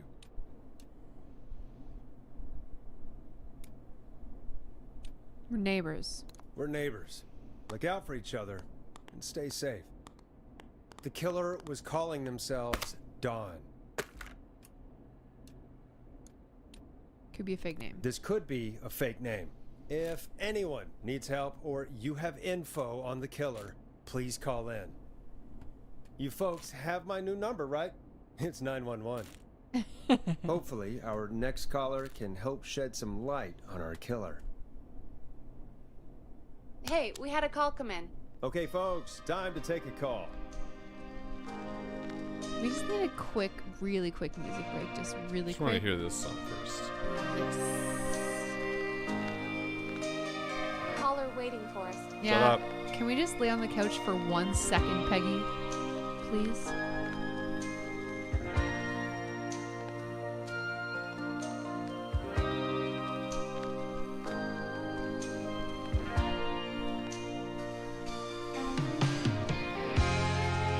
Oh yeah. Hit the button. We Oh, have a shut the caller. fuck up. You're through to Forrest Nash on 189.16, The Scream. Hey, man. Murphy? Damn straight. What's going on, Murphy? You in danger again? Nah, man. Is I've this the just kid- been the guy with the listening to kid? Show here at Yeah. home. And since you asked folks to call in if they could help out, well, I'm calling. I don't know if I can say as much as other folks have, but I figure I wouldn't be a good role model to Fernando if I didn't try to help, you know? True. You're a good father, Murphy. Absolutely. Fernando's a lucky kid. Oh, thanks. So, What's that what do miking? you want to know? Interview mic. Well, what can you tell us? I don't know, really. All right. Well, do you know anything about the death of George Barrow? Absolutely nothing. Okay. What about the killer herself? Herself? Man, I didn't get my ass kicked by a lady. The man I went toe-to-toe with was a man. You heard the last call, right, Murphy? Yep. So you know it's a woman, and you were trained by a VHS, Murphy. I know, but... Man, how could it have been a woman under that mask? Let's just move on. Do you know anything about the history of the Whistling Man? No, sir. Tonight's the first time I ever heard of him. What? I moved here 3 years ago, man. What do you want from me? So why was he attacking you? Hey, man, no worries. Just thank you for trying. Right. Sorry I couldn't help y'all more, man. Now, if you'd have asked me about gators... Forrest, we Nah. have a call coming in. Sorry, Murphy. I think that's all we've got time for right now. All right. I'll catch y'all with the gator talk later. Night. Well, folks, that was a bust. But perhaps our next caller has more they can tell us. Let's find out. This is Forrest Nash, and you're listening. Please help help me. My name is Casey Moore. I'm at 25 Nancy Drive. My best friend's been stabbed. He's bleeding everywhere. I don't know what to do. Please help me.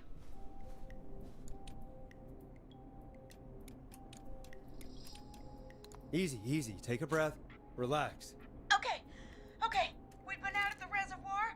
We were heading back to his place when we heard this whistling all of a sudden. He just started freaking out. He screamed at me, told me to hide. I'd never seen him like that, and I just panicked and ran and hid in a bush. Oh no. Forrest. Then what happened? He went up the road and talked to someone. I couldn't really hear or see anything. It sounded like he might have known the person. Ooh. And they just stabbed him. Dang. Casey, was he talking to a woman? I don't know. They had a mask and wore all black. That's all I know. Please. 3 a.m. Who's going out? For real. I'll get you help, but I need to know. Where did the masked person go? They left. They left him to bleed out. I waited until they were gone, then dragged him into the garage and called 911. Wait. Why didn't she make sure he was dead? I don't know. I think I heard them say something like, "It's not so funny now, is it?" before they left, but please, he needs to get to the hospital. Yeah, sorry the ambulances. I can't drive, so we need an ambulance. Forrest. Sorry. The ambulance was destroyed in the explosion at the gas station. You should get all the info you can. Oh no. What's your friend's name, Casey? It's Jason Parker. Can you tell us where Jason was stabbed? They stabbed him in the stomach, and then stabbed him again in his leg when he was on the ground, and then... Oh, the knife is still there in his leg! Oh boy. We'll be right back. Peggy, patch us through to the hospital. On it. Phoning St. Gabriel's now.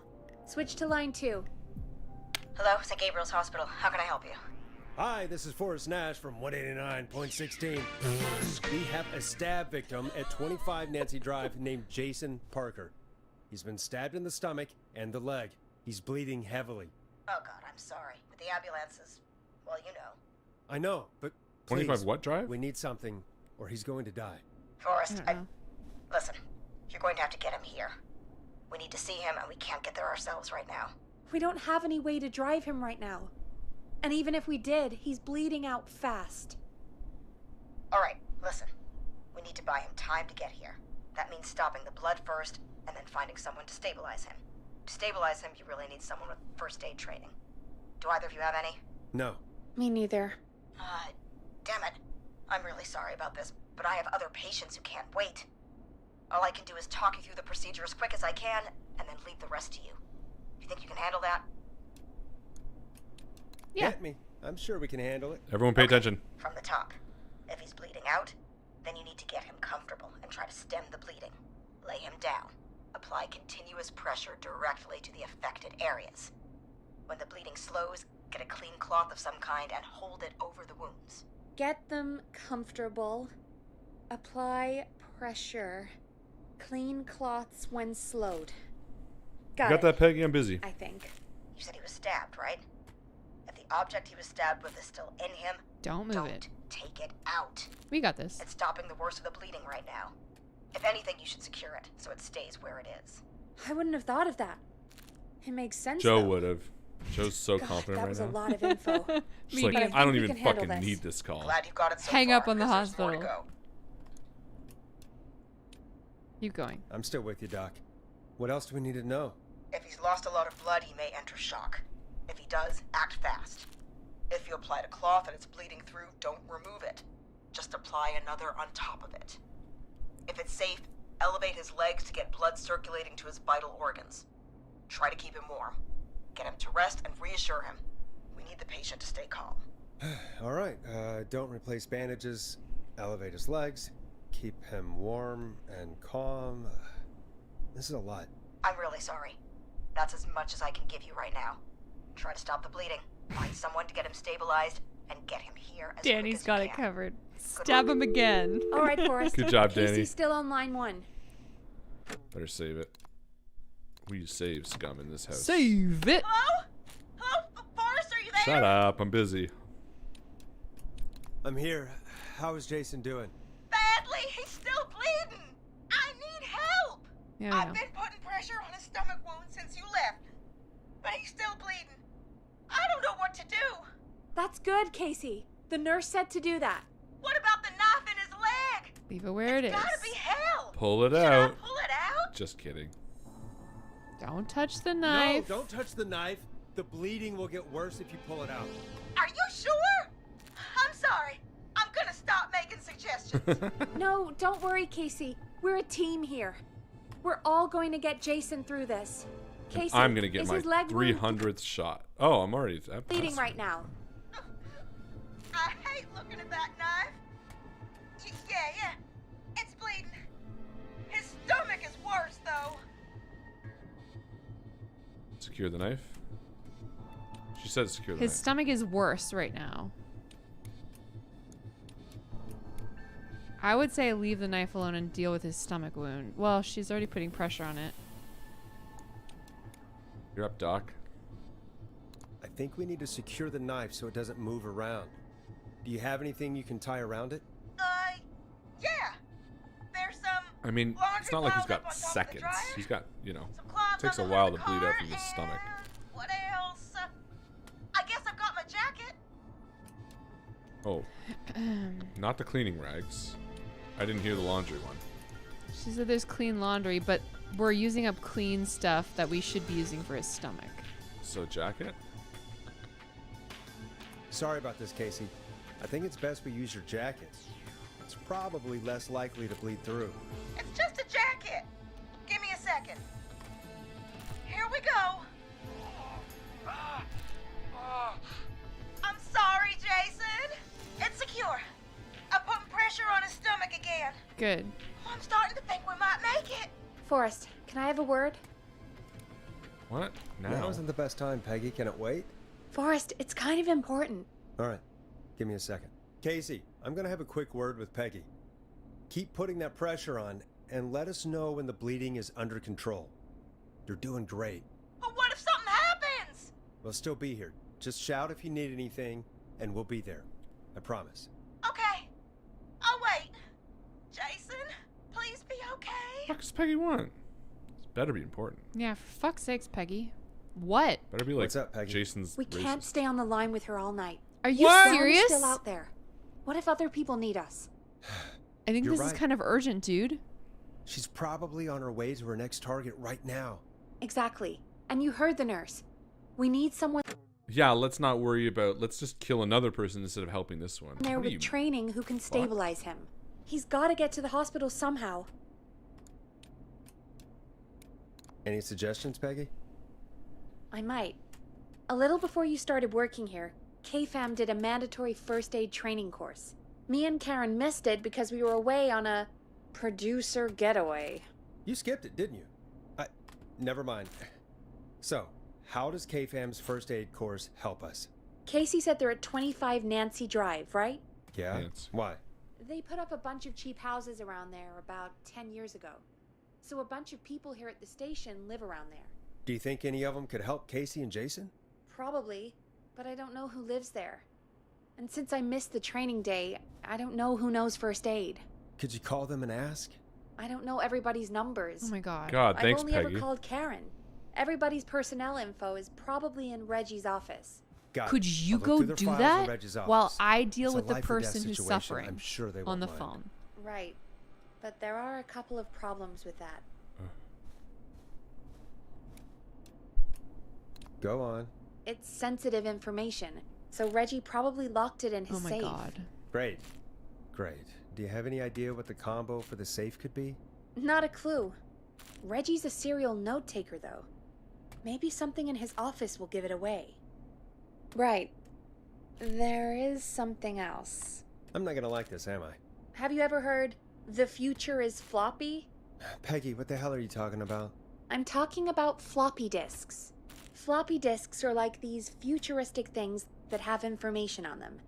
You put them in Peggy, a this computer is so and they do unnecessary. something. Peggy, Peggy? someone's I know bleeding what a out. floppy Peggy? disk is. Anyway, Reggie decided that the future is floppy Does and she not started realize phasing someone's out dying? our physical records and replacing Couldn't you just them be with like, these hey floppy folks, disks. if anyone who's I imagine listening it's the same knows for our anything about personnel first files. aid, can That's you good to go? know. Since we haven't heard anything from Casey, I'm guessing Jason's okay for now. I'll check out Reggie's office and see what I can find. You'll need a key for that. I'll just slide it under my door now. I bet you will. You know what would have been helpful, I'll just have to look Peggy, around. if you just gave me all the keys at the beginning.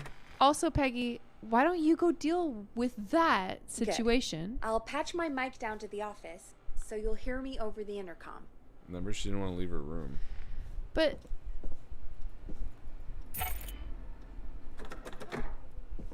oh my god. This woman. Lord save me. Alright, where was his office? Downstairs? Couldn't listen because I was too upset. Yeah, she's not a very good first aid person. No, she's a bad first aidey. Also, I really wish this guy would shut the back door. Check these. Locked tight.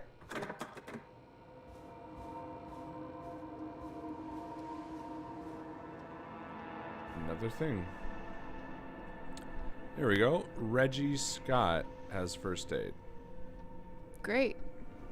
We just need his phone number. Perfect. Don't know why Reggie would keep Alien sightings, UFO over park. Oh, nice. Do not tape over.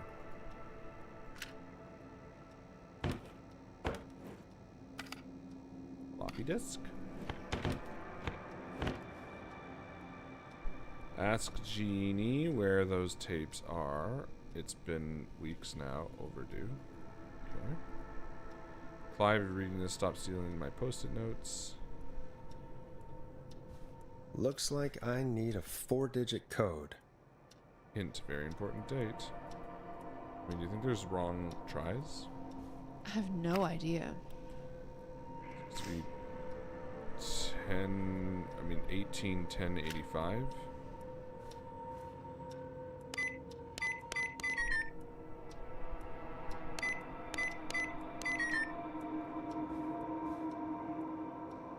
Okay.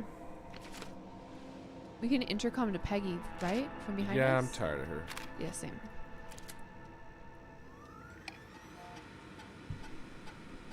Deep Could cuts, this be top it? secret. Pizza delivery killer who kills with pizza cutter. Free slice on me. Terrifying. There's never any pizza. What happened to the original delivery guy?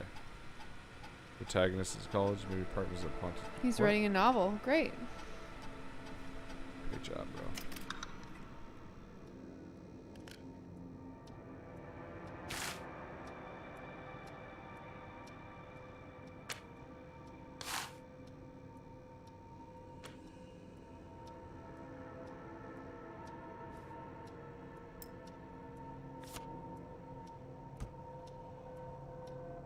Axe Forever. Need to write pitch document. Good title. Bring back original protagonist.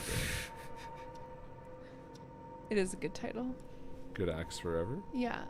Important date. Remember Reggie Jr.'s birthday is 9/10, not 10/9.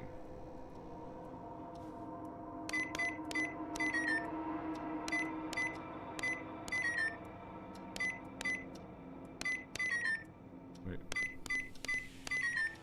Nope, that's Okay. not working. Must be something else. Okay. I'm gonna get you that mug. Best boss? Yeah, I love being called boss. I know. That's why I want to get it for you. I can just give you a salute and go, okay, boss. Aw, that's cute.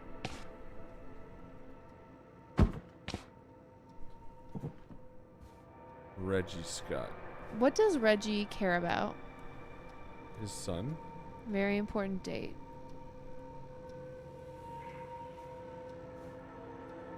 It could be from his story. Did have a date on it. 1/10. Could Oh, this 1 be in it? 10. 11/7. Oops.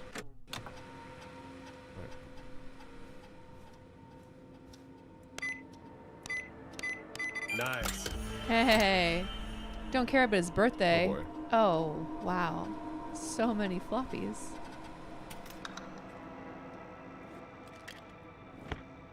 All right. Let's do the orange one first. Yeah. Oh wait, Peggy Peggy Weaver. Yeah, let's find out what's going on with her. Hey, Peggy. I think Reggie's on to you and Karen. Maybe don't bring those little drink umbrellas into work for a while. What? Why are you reading my file? You need to find someone who can help Casey. We already know. Shut up so I can read it. Don't waste time. I've never seen. Oh, are we wasting time? I need to focus on possible candidates. I can read the rest of this later. Fine. Well, Reggie's a candidate, right? Yeah. Bradley. Does he have a thing on himself? Forrest. John. Karen. Barbara. Well, we know Karen Didn't go. Didn't go. That's right.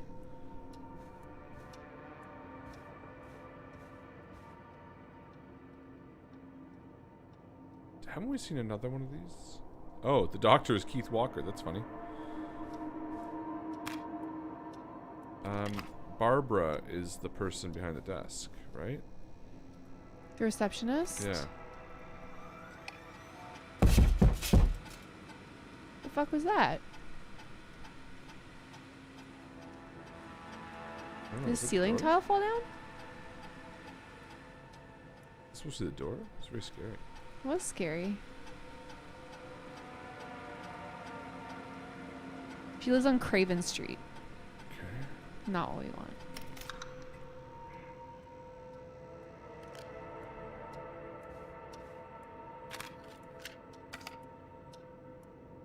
That's me. John Hedges or Bradley Carter? Let's go with Bradley Carter.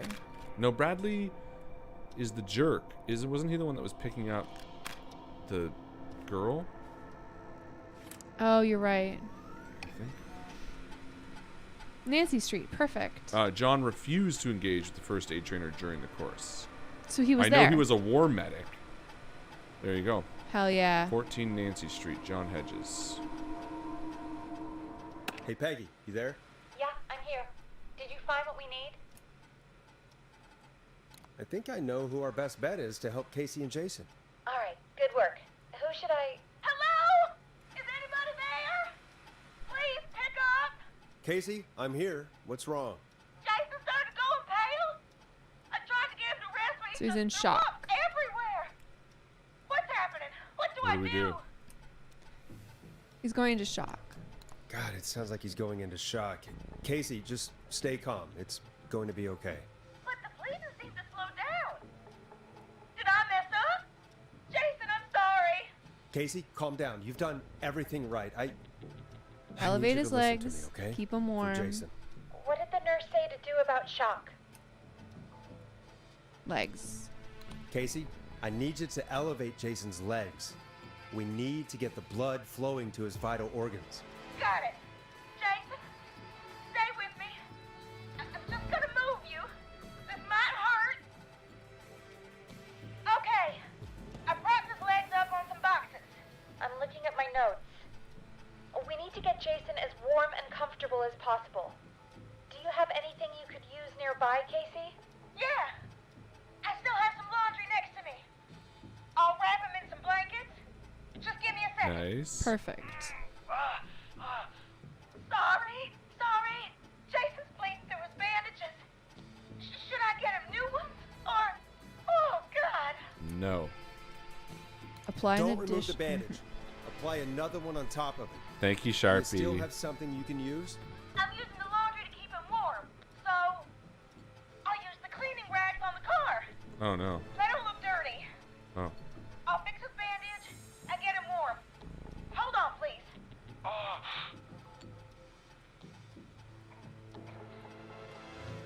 Perfect. Sorry. I'm done. You're gonna be okay, Jason. Just relax now, okay? Oh, I'm scared. He's not doing well. Is he gonna? You'll be fine. Be strong for Jason. Yeah. Casey, I need you to be strong for Jason. Sit with him and reassure him that everything's going to be okay. Okay? Okay. Please. I can't give him what he needs. Please, help. I can't lose him. All right, Forrest, we need to hurry. Jason doesn't sound like he's doing too well. You said you knew who to call earlier? Who was it? What's his name? John. Yeah. Maybe call John Hedges. He lives on Nancy Drive. He didn't really participate in the first aid training, but he's a former war medic. He's probably the most trained person we have. Really? I never really spoke to him before. A war medic, huh? Yeah, and according to Reggie's notes, John keeps all of his old equipment at his house. He's something of a hoarder. Didn't even get that far. What's his number? Perfect. 5420735. Calling now.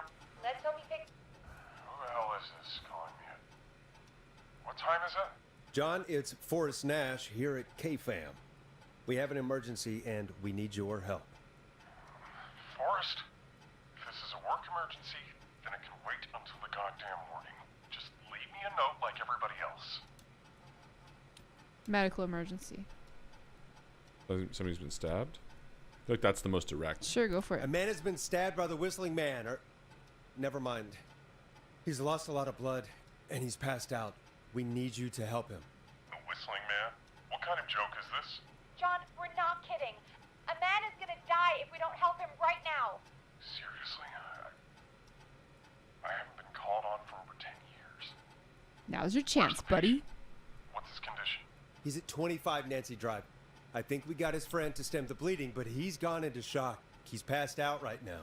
You say he was stabbed? Do you know the extent of his injuries? From what we were told, he has 2 major stab wounds. One to the stomach and one to the leg. The knife is still in his leg, and the stomach wound is open. Understood. Let me grab a few supplies and I'll head right over. Hell yeah. Damn if he dies on my watch. Yeah, Nice, John. John. Good We'll let him know boy. you're on your way. Good luck. Hello, Casey. Are you there?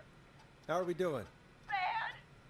Jason seemed really weak and then just started thrashing. How is he now? What about now? Is he still thrashing? He's passed out. Please tell me you found someone to help. Casey, help is on the way. My colleague will be there soon. You hear that, Jason? Someone is coming. You're gonna be just fine. Just hold on for me, okay? Just hold on. Come on. Hello, Casey. This is John Hedges. I'm here about Jason. Wow. Hell yeah. Super quick. This is just down the street. I'm guessing that's Jason there. Casey, I'm gonna need your help. Forrest, Peggy, don't you two worry. We've got this from here. Okay. Who is thumping at the door? I don't know. Spooky. I have to go now. Good luck, everyone.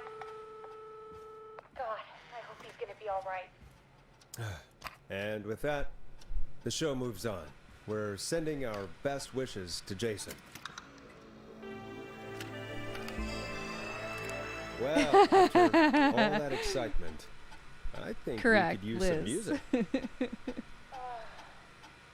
back upstairs when you're ready.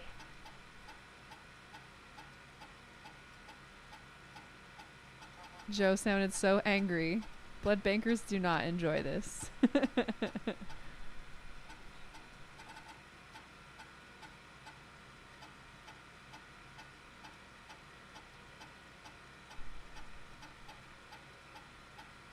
I was curious.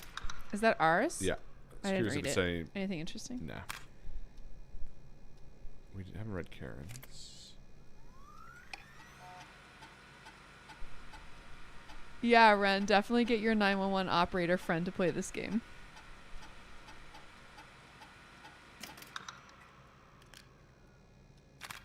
Play a record, Forrest. Relax, Peggy. You really think people need music right now? They're fine.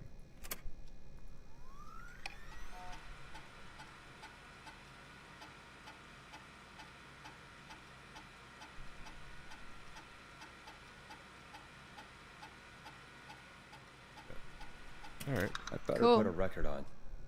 Shut up. Chill Shut up, out. me.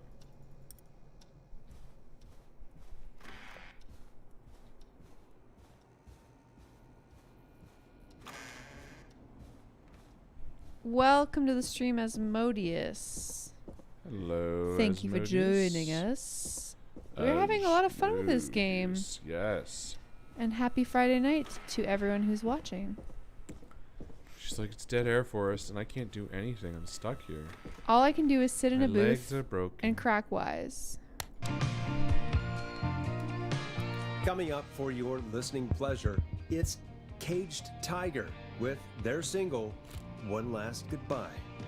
What to? It's getting pretty late. This might be your last break for the night, so Reach try to early. enjoy it. Give me a buzz when you want to go back on air. Last break for the night. You know what that means, ladies and gentlemen. Should we do one last search? I'm not getting in there tonight. Should we not bother?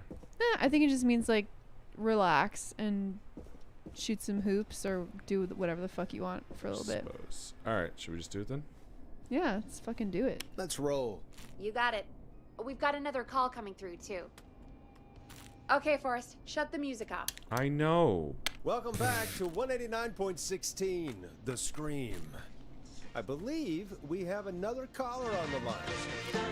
How are you tonight, caller? Forrest, it's me, Roller. Yay! Hi, Oh, Ricky. and Maxie's here too. Good to hear from you again. How are you both doing? Oh, we're good, man. Thanks to you. You're like our guardian angel. That wouldn't be a bad look for you, Forrest. A little white wing halo number? Maybe something for the K-Fam Halloween party. All right, everyone, let's calm down. Ricky, I'm just glad we could help you and Maxie. Is there anything else we can help you with, Ricky? Actually, I think I have some info that might help you. Oh? What's that? You see, man, me and Jason know each other. You know each other? Yeah, we went to Gallows High and played on the football team together.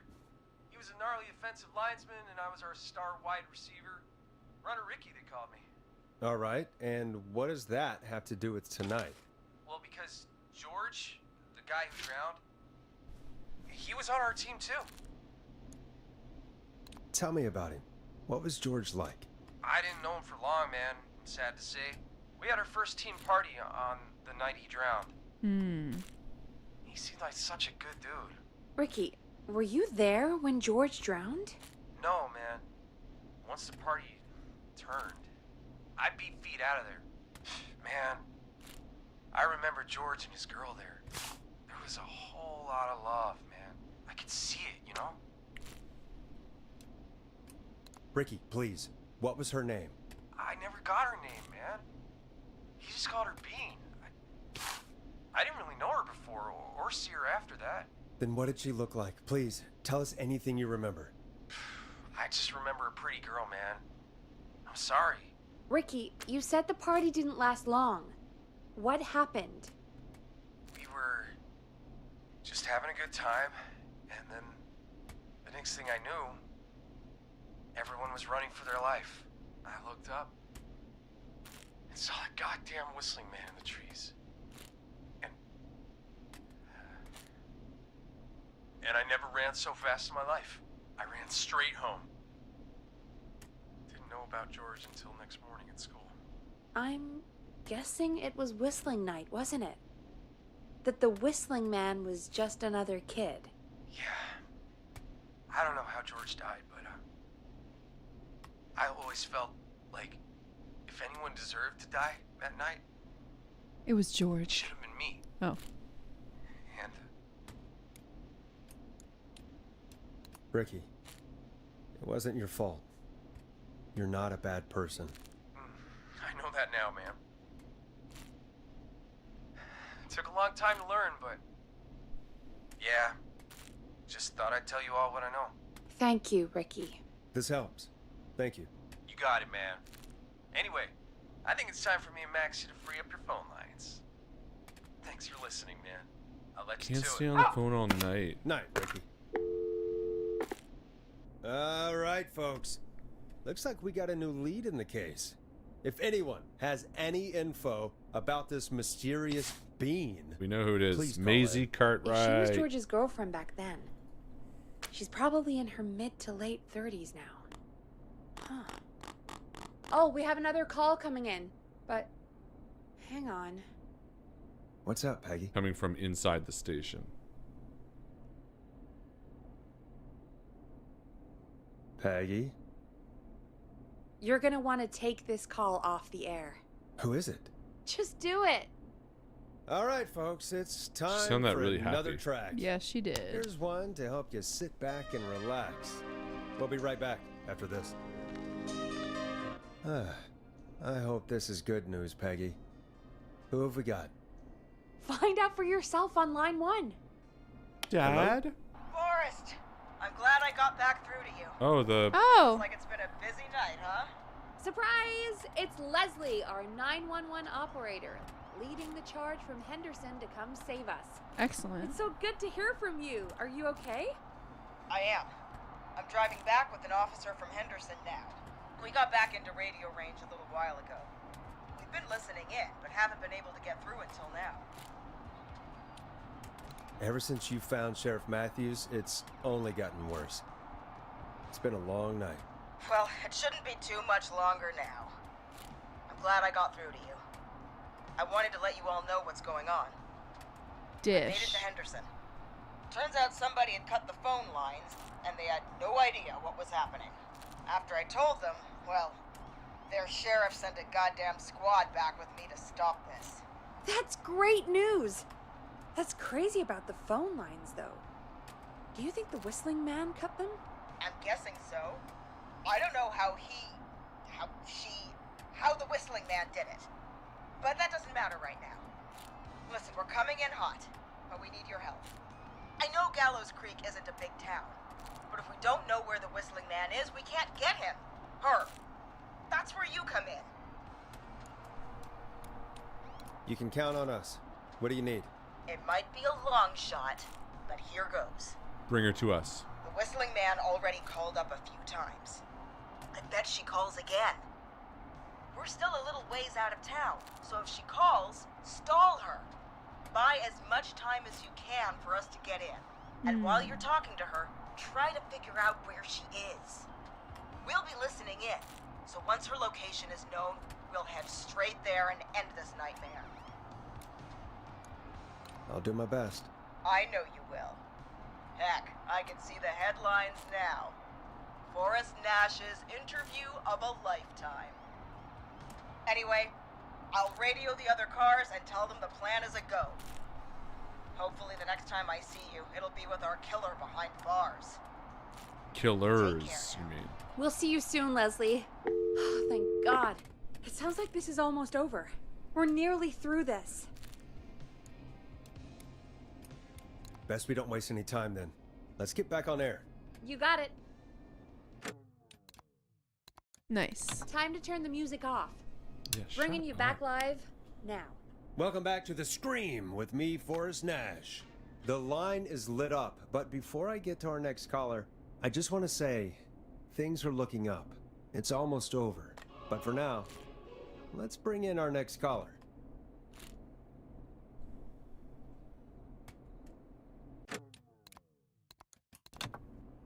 Do you think it's Evening, Dawn? caller. This is Forrest Nash. What? Do Hello, you think Forrest. it's Dawn? This is Oh, John no. Hedges. John Hedges. I'm here with Casey. Yay! Wanted to give you an update on Jason. John, is he going to be okay? He's a fighter. He'll be fine. We've got him stabilized and resting in a bed. We're preparing to move him to the hospital. Thank you so much. If you hadn't been there, then... God, I don't even want to think about what would have happened. Of course, Casey. We're just happy he's okay. John, Casey, you two did all the work. Tell Jason to get well soon from us, whenever he's up for it. Well, why don't you tell him yourself? Is this Forrest? Jason, we meet at last. It's good to hear you, Jason. How are you? Oh, well, you know. I've got a hole in my stomach, and there's a knife in my leg, but John gave me something to take the edge off. So, I might feel even better than either of you. Oh. Take it easy until you get to St. Gabriel's. I will. But, before that, I needed to call you. I'm guessing the Whistling Man is still out there? Yep. As far as we know, anyway. I was worried you'd say that. God damn it. Actually, I'm glad you called. I wanted to talk to you about what happened earlier. Go for it. We spoke to Roller Ricky not long after you were attacked. You spoke to Ricky? he alright? He is now. I mean, he was attacked earlier, but this call came after. Hey, guys, I'm really sorry, but there's a call on the other line. I just need to make sure we don't have another situation brewing. You fill Jason in on what happened. I'll be right back. Sure, Peggy.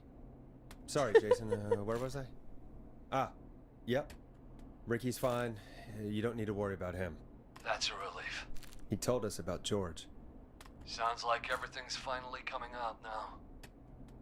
It's been tough to hold it It was all Peggy's in. dad. What do you Sounds like you've been holding back about something awful, Jason. He's the whistling man. I'm part of the reason my best friend It's a is father-daughter dead, team. Forrest. No, I think Dawn And is the still few who important. knew about it said if I ever said anything, Yeah. Isn't that the daughter? I'd find myself in jail Maybe. for a long time. It was hell. Cartwright. Yeah. And then the town just moved on. Like he'd never existed. What happened that night?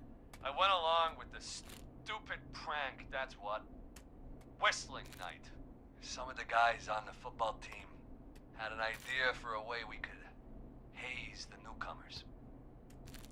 We decided to plan a party in the woods and have the whistling man crash it. It was stupid. We each had a role. I was the stabbed friend. At the party that night, I left the group for a second, met our whistling man, pretended to get stabbed in front of everyone.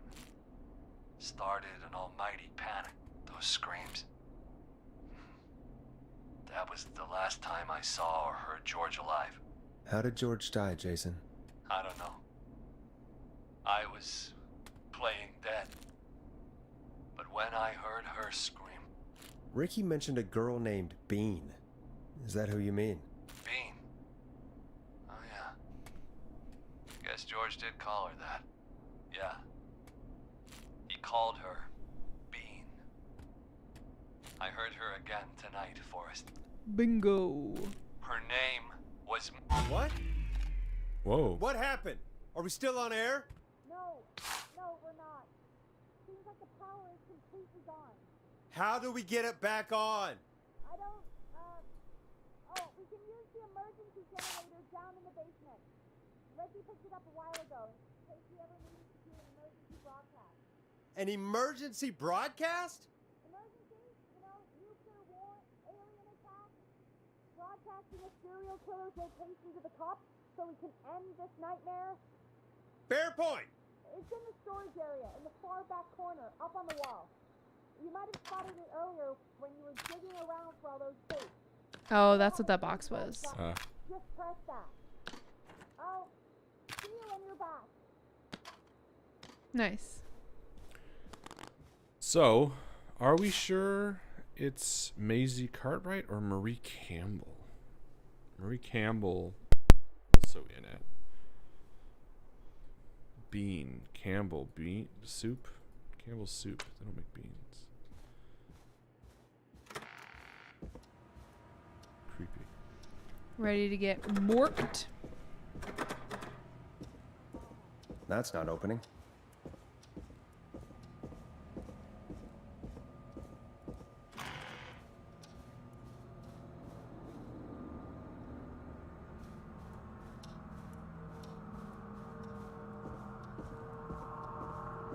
Uh-oh. I'm scared. Don't be scared. You're a big brave boy. I'm fine. Check these doors. Do not disturb. Locked tight. So rude.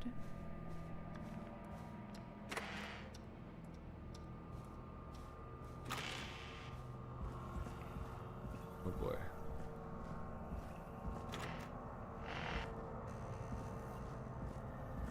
You got this. It's pretty spooky. Far back corner. Definite spooky. Why is this station so big? Great question. We got an autosave. That's nice. Yeah. Oh, I didn't even think about that. Remind me to save at key points. That must be it. Can we save here? We've got power. Yeah. Oh, it just autosaved again for us. Did you hear this whistle? Yeah, I heard it. The whistling man. I need to warn Peggy.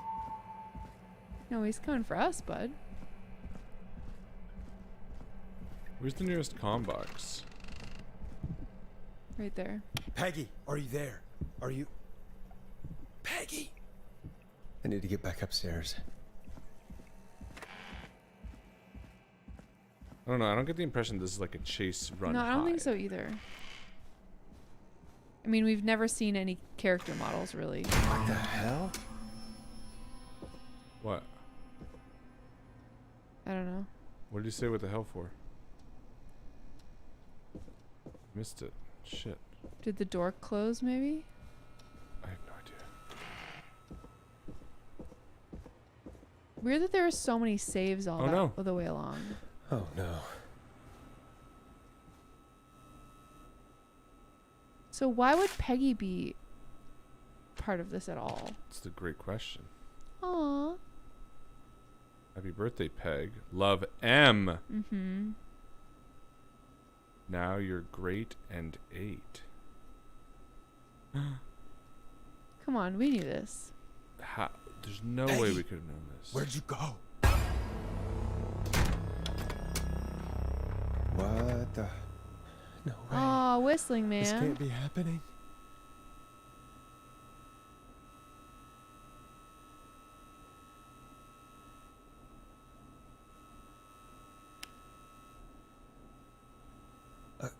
A call.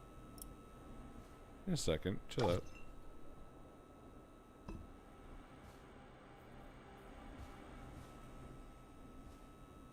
Did Dawn press the Peggy button? Did she want me to hit it on my end? Yeah, we get it. Relax. I got stuff to do. I gotta clean up. This place is a mess. Mm-hmm. All right. What do you want? Good to talk to you again, Forrest. You know, I've really enjoyed our chats tonight. I guess we've had some moments. We're supposed to keep her busy. Ricky ran you out of the rink. Ha! That's right. You sure did get me then, Forrest. Doesn't say live. Where's though. Peggy? Have some on air. patience, Forrest. It's almost the end of the night. Almost the end of the show. But it's not over just yet. We've got a little time still. So let's make the most of it.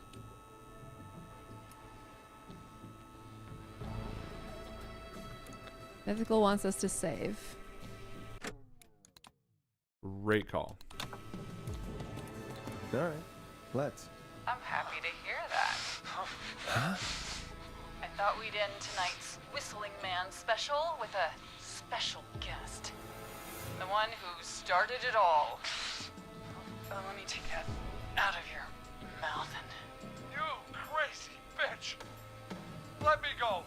Welcome to the air, Mr. Teddy Gallows Jr. Wait. It's all gonna come out tonight, Teddy. Your daddy and his money saved you 20 years ago. So that's Peggy in the mask out there? That's what I'm thinking. Money in the world. Wait, where the hell is Teddy? How are you talking to him if you're here with me? Because I'm not there with you, Forrest. I'm here with Teddy.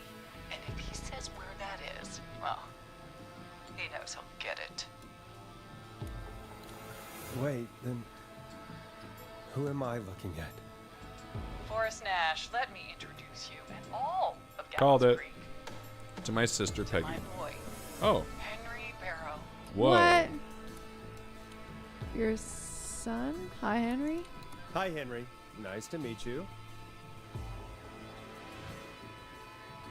Don't mind him.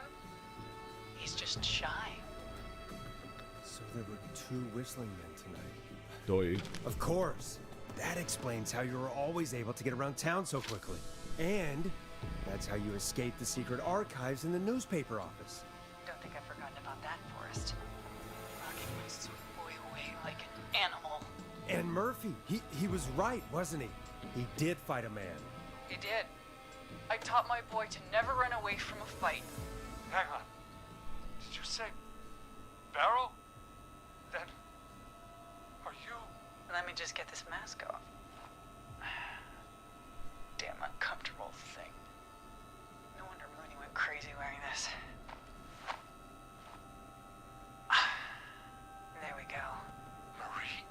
Oh. Marie Campbell? George's old girl. Oh, Glad we didn't have to guess. Yeah. it sure has been years since I last saw her. Oh, God damn it.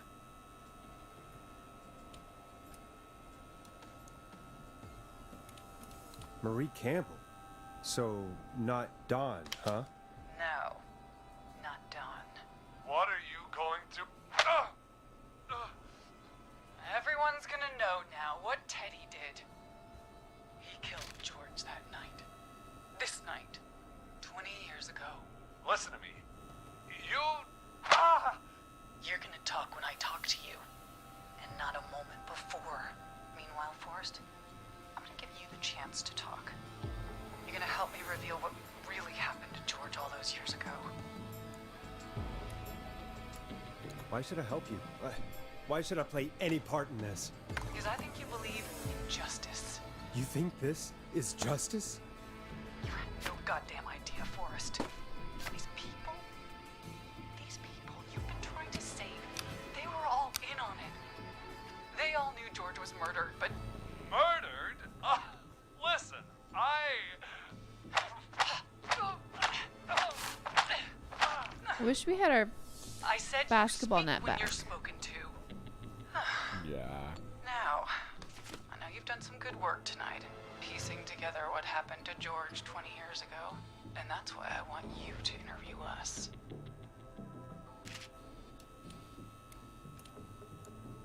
If you say so. I'm not really in a position to argue. So, there's two stories here, Let's obviously. talk about it. Yeah, let's talk about it. Let's I'm, have a little chat. 'cause I'm utterly confused. Okay. Not utterly. I'm happy. Okay. We get the B plot, or I guess the A plot. George Barrow, part of the football team, Yep. gets put onto a prank. He gets put onto a prank. Whatever, gets by Barrow Jr., which was exactly what I said. Mm-hmm. Who, they say, oh, Jason Parker, you pretend to be stabbed. Ricky, whatever your name is, you pretend to run, whatever. And I'm sure the night of, something goes wrong. They accidentally kill George. He drowns. He got really, really scared, Yeah. running through the Yeah, woods. He drowns in the Hit river. his head They in the move river. him to the thing, and then Teddy's dad, Barrow Covers it all Sr., pays everyone off, covers it off. Okay, all that's fine. I get all that. Got it. But then the whole prank, the Whistling Man, was established canon prior to George's death. Because of an actual murderer. Exactly. Yes. That's the subplot that I'm confused about. Or not confused about, that I'm missing. I think the issue is Peggy... We've conflated the two. I've conflated the two, definitely. Yes. I was like, wait a minute. Oh, Yes. I see now. Okay, so the B plot is Peggy and her sister, M. And I think I still think they have something to do with the parent killer. I still think the father was The OG killer. Yeah. And this Bean person. This whole thing is not the OG Whistling Man. This is just revenge. So I'm wondering. Oh yeah, Dippity says I think the original Whistling Man doesn't matter to the main game plot. Okay, I hear that. We have Except your cooperation. Do a good the fuck job. is this? We got a thing that says "Happy Birthday, Peg," from her sister M. Yeah. I think M is Dawn, who is Bean. No, that's two. But that's what I'm saying. Those are two different conflated issues. Why do we think that? Because that would mean the person we're talking to right now, Marie Campbell, is for some reason Peggy's sister. Why is that not possible? Because why would that be the case? Wouldn't Peggy have been like, "Oh, Marie, that's my sister"? She's not here. She didn't hear that reveal at all. You think no, but like during the murder, wouldn't she be like, "Oh, my sister's up there, and my sister went to that school and stuff"? Maybe. Yeah. Okay. I don't know. We'll find out at the end, but I don't think. It just seems odd, this birthday card, because she mentioned her sister at the beginning. Yes. I forget what she said about her. I don't remember Peggy's backstory. I believe well, Zia should confirm with us, but I think her sister disappeared after her father died. Anyway. Hell, You might be the only one to leave here All right, alive. let's find out. Too focused on floppy disks. I need to drag this out. If I can buy Leslie time to get back to Gallows Creek, and if I can find out where Marie is, then this can end. Teddy, we'll start with you. Just, talk me through what happened that night. How did it start? How would I know? It was 20 years ago.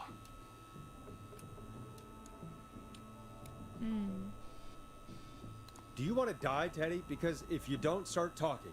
Ow. What the hell? God damn it. Okay. He's that piece of shit anyway. Our first team party was coming up.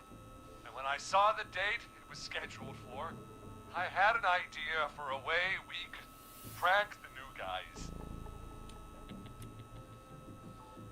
Tell me why that night. What made that night special? That was the night Mooney went missing. We couldn't pass it up.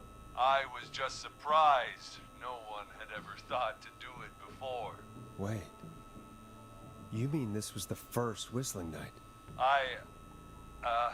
Keep talking, Teddy. We went up near Whistling Point. God, who was there? Me, Jason, and George, of course. But George didn't come alone. He brought Marie.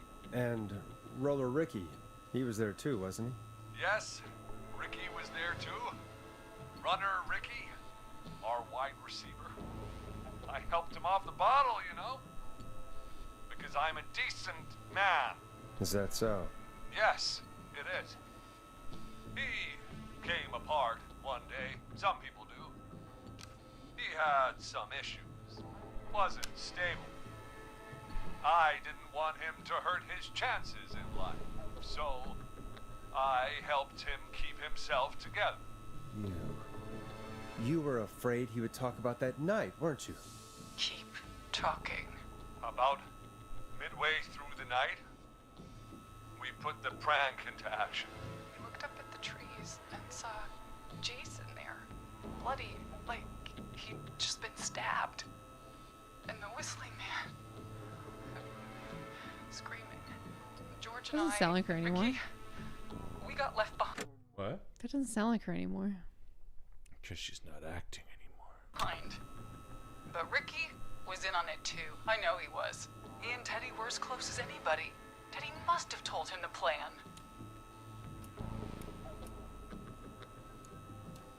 Did you ask Ricky?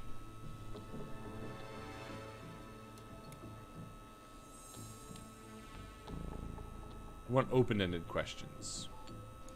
Did you ask Ricky? Yes, no. And so he deserves to die. Yes, because. And for that, you tried to kill him. That's right. He deserves to die. But you know, he didn't know, right? What? Did you miss that part of the broadcast? I spoke to him earlier.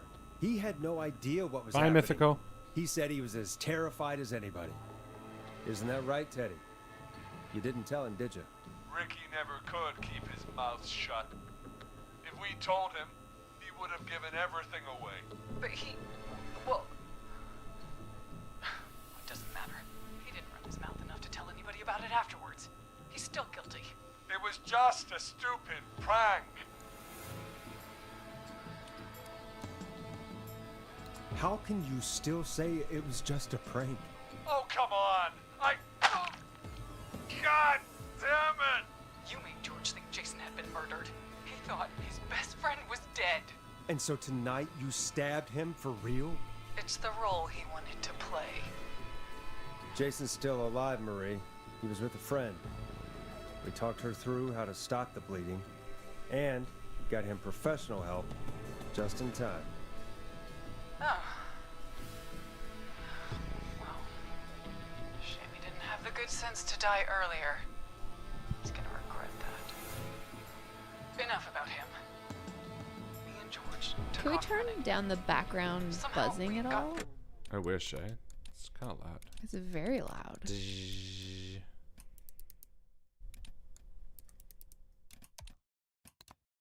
separated in the woods. That's much better. Much better. I ended up near the bottom of Whistling Point, and when I noticed George wasn't with me, I panicked. And then, I don't know how he snuck up on me, but the Whistling Man grabs me. I scream, and he starts laughing, telling me it's just a joke. I could stall for time here. How did you feel? Who was it? Oh, is closed. What happened next is closed. How did you feel? How did you feel in that moment? I felt like nothing was real. I felt small and confused. We still don't know where they are. Yep. Tell me what happened next. I suddenly recognized it was Chuck. Chuck Brody. Oh, the guy who blew up. Whistling Man. Laughing away. But then he stops. And he's looking up at the top of Whistling Point. What was he looking at? Teddy, what happened next? Nothing. I mean, it was just Teddy? George fell off Whistling Point.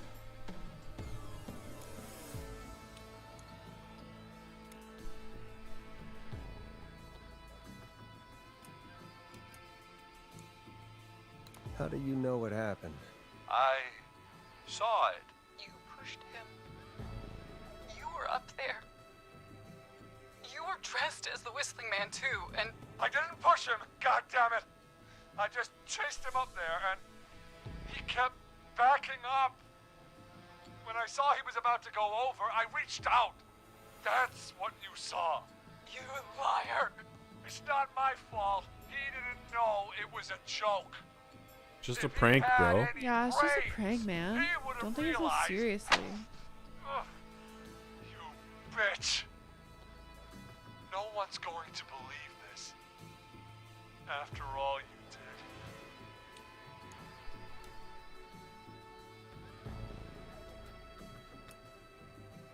If she's lying, why the cover-up? My future was at stake, Nash. You know what it's like. People like us are bred for bigger things. Ew. I'm going to be What? the mayor of People this like us are town, bred for Morris. bigger things. Yeah, it's And pretty then gross. governor. And then, who knows? What happened that night was tragic. It should never have happened. But it was a mistake. It was just a stupid joke gone wrong. So my father sent Clive out to clean it up. Why Called it. should a blip ruin my future? George was a blip? He wasn't a blip. He wasn't a blip, Marie.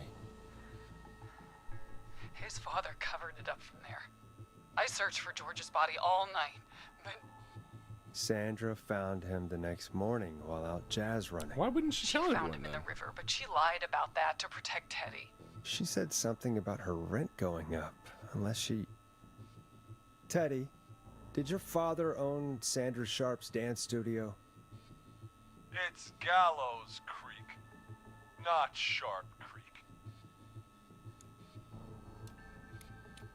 I'd answer the question if I were you, Teddy. Yes, okay. We own most of the town. That's it then. Your father was going to run her out of business, unless she lied and said she found him in the reservoir instead of the river. What my father did in his business dealings is nothing to do with me. The false reports. That's why you killed Sheriff Matthews too, isn't it, Maria? Not just to get him out of the way, but... Everyone was in on it, Forrest. Even the coroner wrote a fake report. Said George was drinking. That he just got himself into trouble. And I saw. I'm sorry. For all it's worth, Virginia didn't have much of a choice. She had a sick sister whose treatments she couldn't afford. She played along with the gallows to save her sister's life. And her own. Even still, she should have told the truth. I did my part. I tried everything I could think of. I even went to the newspaper, but no. That coward killed the story. We'll take care of Maurice Russell later.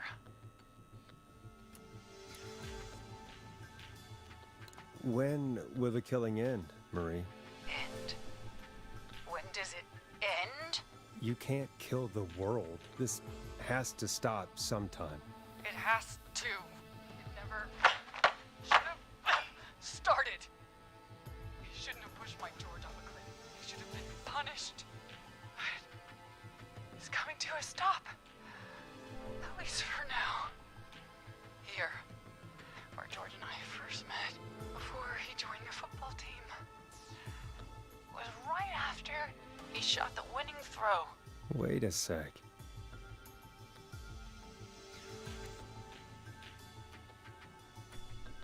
Winning throw? Wouldn't it be the football field?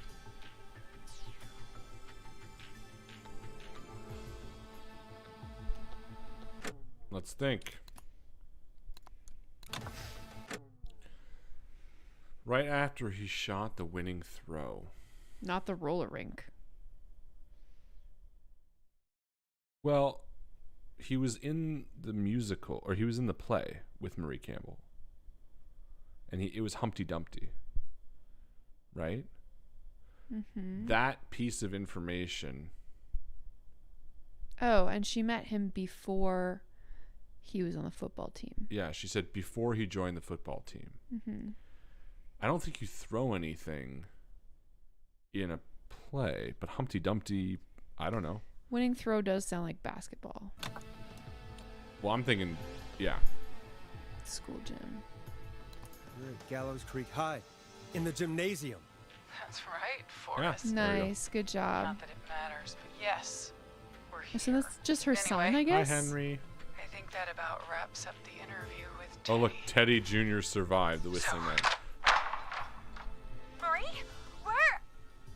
Oh my god. Peggy! Teddy? You've got to help me. Quiet. So yeah, this is her sister. Yeah. I don't get it, but Now I have to talk to someone who mattered more than you ever did. Peggy. It's been so long since I've seen your face. well, we had Worried. it right. Come. Just Marie. confused. Oh my god. I thought you... And here I was, thinking you'd forgot me. I'd never forget my own sister. Sister? Peggy, what's happening? Why are you even there? Wanna explain, Peggy? Earlier, while you were speaking to Jason, I got a call. Do you remember? Yes. Well, it was from Dawn. She said that my sister Marie was there that night George died, and that I should come to the gym for a reunion. And when you walked in, you found out. That my sister is the Whistling Man. Called it. Good to see you too, Peggy. Why didn't you tell me any of this? We knew She this said that last it was time we my played the last game. chance to Yeah. see my sister. I knew if I told you, you'd try to stop me or come with me when we need you on the radio.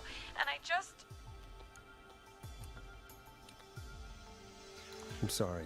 This has to be a lot for you. I just...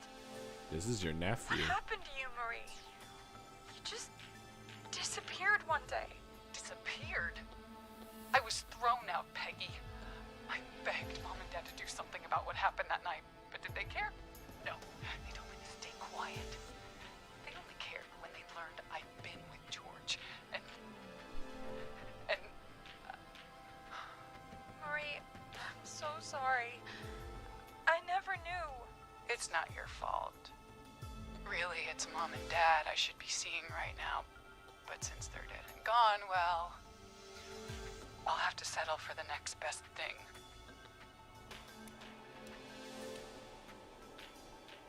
Who's Eugene? No idea. Oh, the kid. That was the kid in the fucking field. Yeah. Wait. Is that why you went after that kid in the maze? Eugene Stein? Because his parents?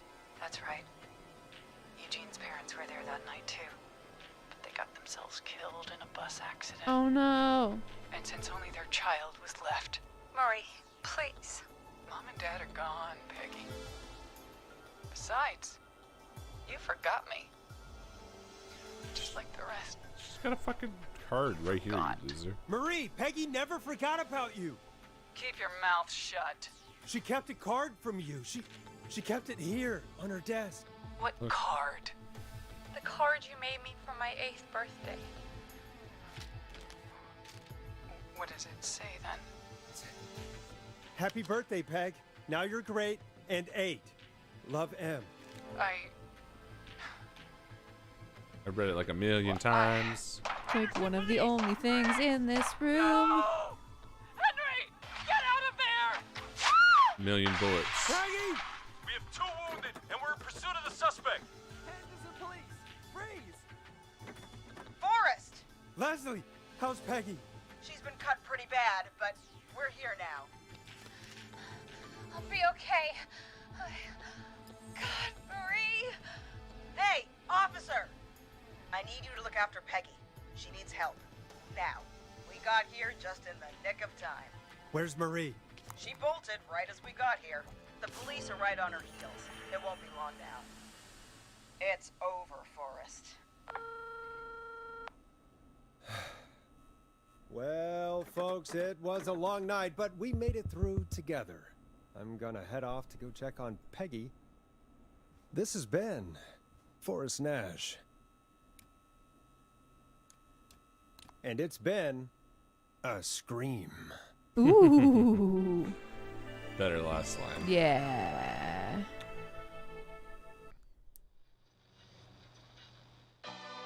Okay. Those are the people that we saved. Only 3 dead? That's pretty decent. I don't know who Scott died. Who Scott was. That was the one of the teens. One of the who? The teens. Oh, the one that drove. Yeah. Martinez, she was right at the beginning. I remember her. Chuck, I have no idea. Yeah, Martinez because we picked the pepper spray. Yeah, whatever. And then Chuck? I don't remember Chuck.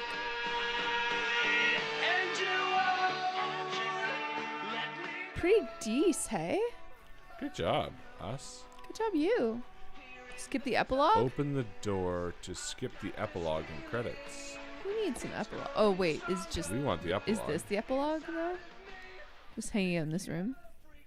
I'm assuming we're the kid now? The epilogue's probably, like, audio.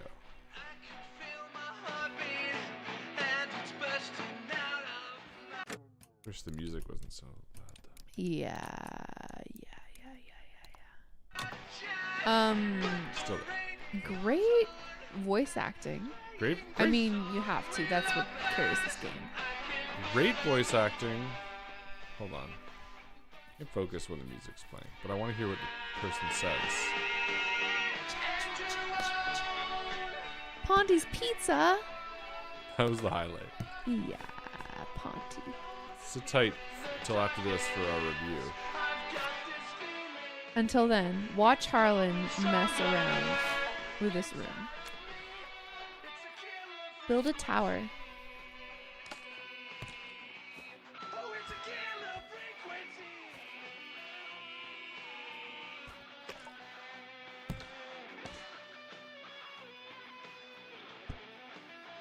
No.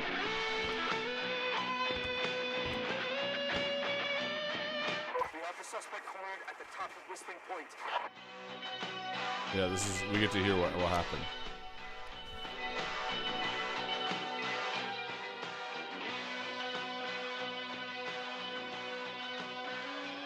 It's us, Forrest Nash. Does that mean we could have died? Yeah. It said you saved Forrest.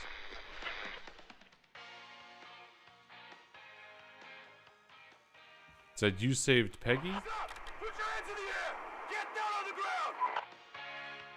So you saved Peggy, you saved Forrest, you saved Teddy. Interesting. Yeah, I mean, it probably had some pretty diverse things. Nobody else has to get hurt. What do you think? You want to hear all this? What's that? You want to hear all this? You don't want to?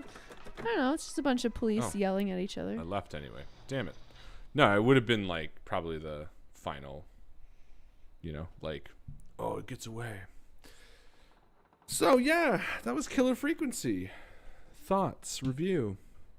Spend a few and chat about it. Yeah. Let us know what you think, chat. For me, loved the aesthetic, loved the voice acting, loved the gameplay. Thought it was really unique and fun. Puzzles were fine. I have a qualm. I bet it's probably the same qualm. I really don't like the mechanic of trying to stall for time with somebody in a dialogue scenario as part of something that is trying to be exciting for me. Yes. Because it really just draws it out unnecessarily. Yeah. When you should be trying to ramp up the tension. Agreed. Makes it boring. Additionally, in that scene, there shouldn't have been music in the background that was so annoying. It was like really annoying music.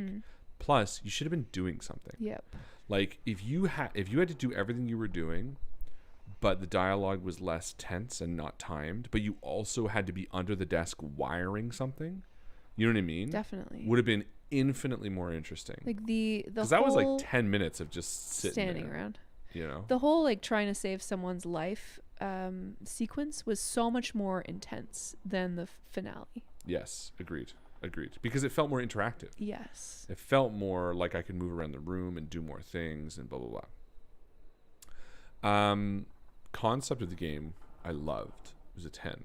I thought, what a great fun fucking concept. I love that you got to explore the station.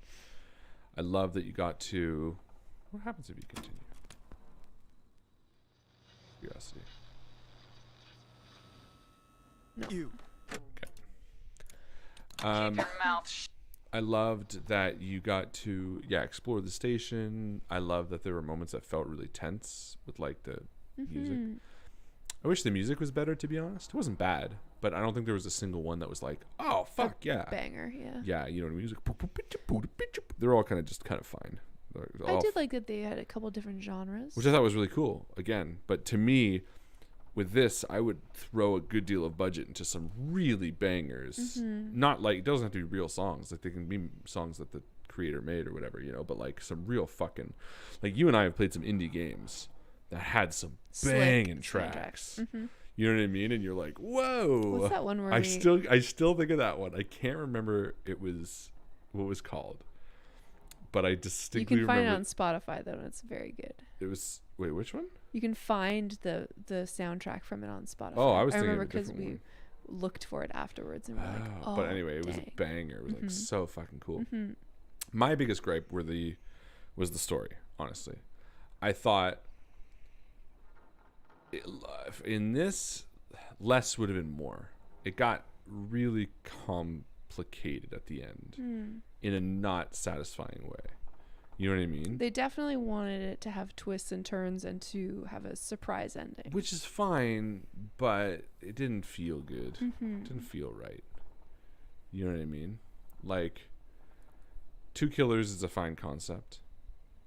Having them be Marie and her son are fine, I guess. You know what I mean? How funny is it that it was those two? It's pretty stupid. No, I mean the names. Oh, I didn't even think about that. Holy shit, I didn't even think about that. Marie and Henry. That's so funny. Did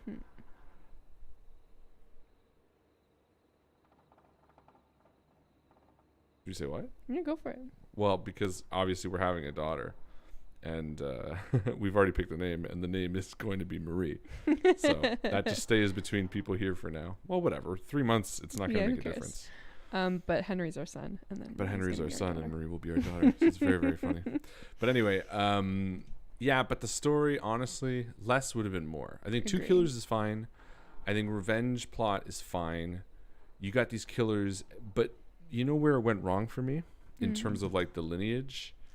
The problem is, or in terms of like the order of operations, once they established the killer had a reason to kill, like once they were like, oh, they're only killing people that were at the it kind of all started to fall apart for me. Yeah. Because it's like, because we both said it. It's like, well, then why did they kill Jimmy? And then later she's like, well, because I also kill the kids of the parents if the parents aren't around. It's like, oh, that's kind of stupid. You know what I mean? Plus, it takes away the fear. Because if they're only killing people associated, then I guess this you're more or less safe. It just, they overthought it.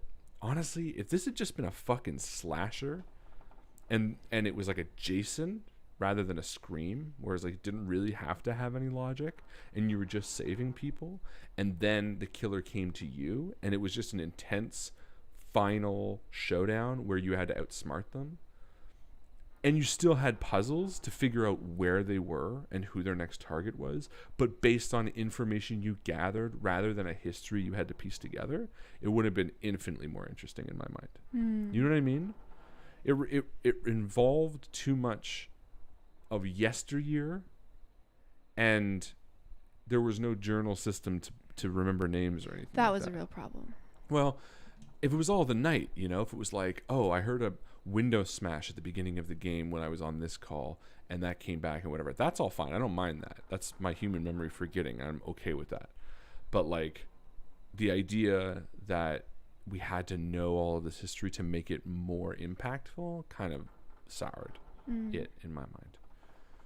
Yeah, I would have much preferred this being like a Scream killer or a Jason killer, where it's like, yeah, they maybe had a motivation. Well, less Scream, sorry, more Jason, I should say, where they're just like, well, and you and I started along that thought process at the beginning where we were trying to track where the killer was moving in town. Yeah, that's what I mean, right? Like that, those kind of contextual clues.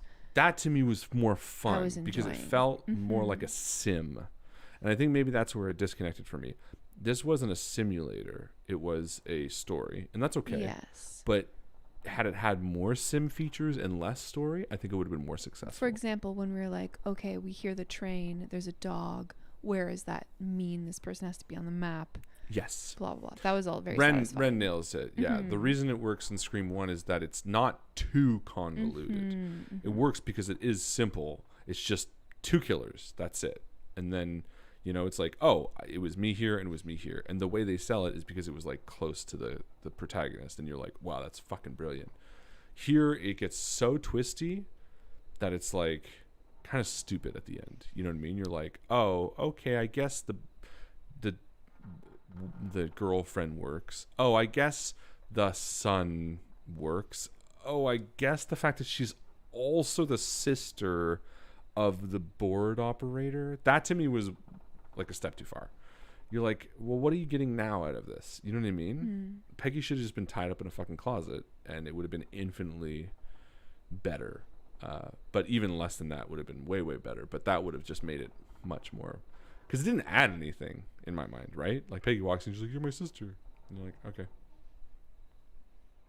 You know? But face. In terms of vibes, strong. Elements I loved. The soundboard was very fun to watch you play with. It was glitchy. That kind of it was annoying. Glitchy. Yeah. But it was great. Loved the board. Would have loved like red string. That would have been so easy to do too. Just like click, click, and a connection, right? But that having something tangible in game that you could put pins in and sticky notes on was fun. Kind of, except it felt underused, right? Agree. Like I started using it and I've been like, okay, cool, this street will be blocked off. And I kind of thought they were going to do more puzzles like that, where it was like, oh, you know, there's just like maybe one of the ads that we had to play were like, oh, closing this street off, and then we start marking these streets and we're like, oh shit, only these streets are available. Yeah, because remember when the teens said that they were going to go behind the gas station to wait for felt like the it mattered. snack or whatever. Yeah, but it all felt disjointed in a way, right? Like it didn't feel like it sort of kind of worked to one large thing. But I agree, Sharpie, that it did seem very earnest, and that was a nice aspect. The game was very much earnest. Very much. All of this is to say, I still think the game is like a solid 8 out of 10. And it's funny because I feel more critical of games that are so close to greatness than I do with games that are just like way too much to pick. For sure. To me, this one had so much potential.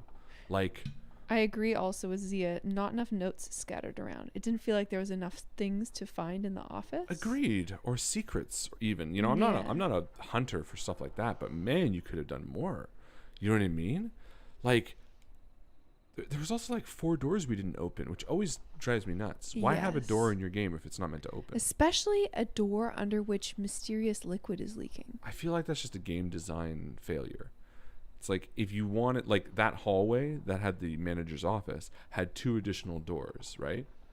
Just end the hallway. Sure. There's no benefit to having a longer hallway with 2 doors that you can't open. And that's just it. Like, the facility felt big enough. Yeah.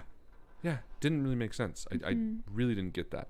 But yeah, I would have. I mean, the environmental storytelling was great.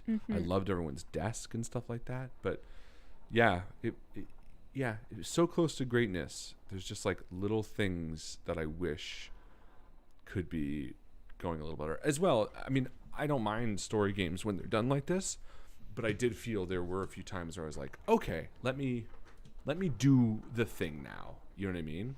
Let me click, let me hang up the phone, let me do this, let me explore. You know, let me have freedom. You wanted it to be a little bit more interactive. A little bit more, I think, less handheld at certain times. I mean, obviously it has to happen with story games, but it would have been nice to have a few moments that, you know, the game was smart enough to catch up. Like when I grabbed a pamphlet, you know, and came up, remember? And then there was a whole dialogue tree that happened after, and they were like, we need to go downstairs and look for something, and then it just walked us through like a good minute you already of, like, had the clue. Dialogue. You know, I get that. That's sometimes just the way it rolls, but like I would love it just to be like, jump all that. Oh, I already have it. Cool, done. You know. Yeah. But some of the puzzles were really cool. The first carjacking one was really neat, where it was like, you know. Yeah, when you had to hotwire the car. Yeah, cross this and cross that. I like that. Again, I wish they had a lot more puzzles that involved the map. I felt really underutilized. You know, we really only had the one thing where it was like, which of these 3 people do you send? For sure, to the person in the engineering plant or whatever it was. Yeah, exactly. Recycling depot. Exactly. But no, overall, really, really good. Really, really good. Yeah, Peggy doing the Clippy thing. Yes, we know the music has to be turned off. Exactly, JD. The number of times she said that, I was like, okay. Yeah, that's fair. I do feel like most Solve for the Killer story games these days are a bit clunky. Yeah, I mean, less is more, even when it comes to a story like this. Like, I would have been happy if that person walks in and they were just like, you know, I had to avenge George, I'm the new one. I'd be like, fuck you, man. Like, that's enough for me. I don't need to be like, oh. But yeah, that was the spooky stream, folks. I hope you all enjoyed. I did, if I'm included. I'm mostly hoping you enjoyed. Everyone else is a bonus. Absolutely enjoyed, yeah. Good. Sharpie says, I mean, sometimes there are people who are not super knowledgeable about video games, folks like me, so if it was a gaming newbie, it could have been helpful. The Clippy, Peggy doing the Clippy thing, I think. Oh, yeah. Again, I'm not knocking that. What I'm saying is make that skippable then. Like, shit like that can be like, okay, I've already found it, push it past, or escape, skips a few dialogue options. Sure. This is a game that had no dialogue skipping whatsoever, which, for the most part, I didn't want to because it's nice, but, you know. But yeah, this was an absolute blast. Thank you so much for hanging out with us and enjoying Killer Frequency with us. We hope you enjoyed. It's Friday night of a weekend. I hope you're all gearing up to have a great one. Slasher vibes are very much summer vibes for me. Slasher are totally summer vibes. Yeah. Totally. I wonder if Friday the 13th did that. Obviously, you've never seen it, but like, I wonder if that's just kind of because of the summer camp killer, you know? Maybe. It's interesting. Yeah. Anyway, that is it from us. We hope you have a wonderful night. And as always, we will see you on the table. Good night, everyone. Good night, everyone. Take it easy.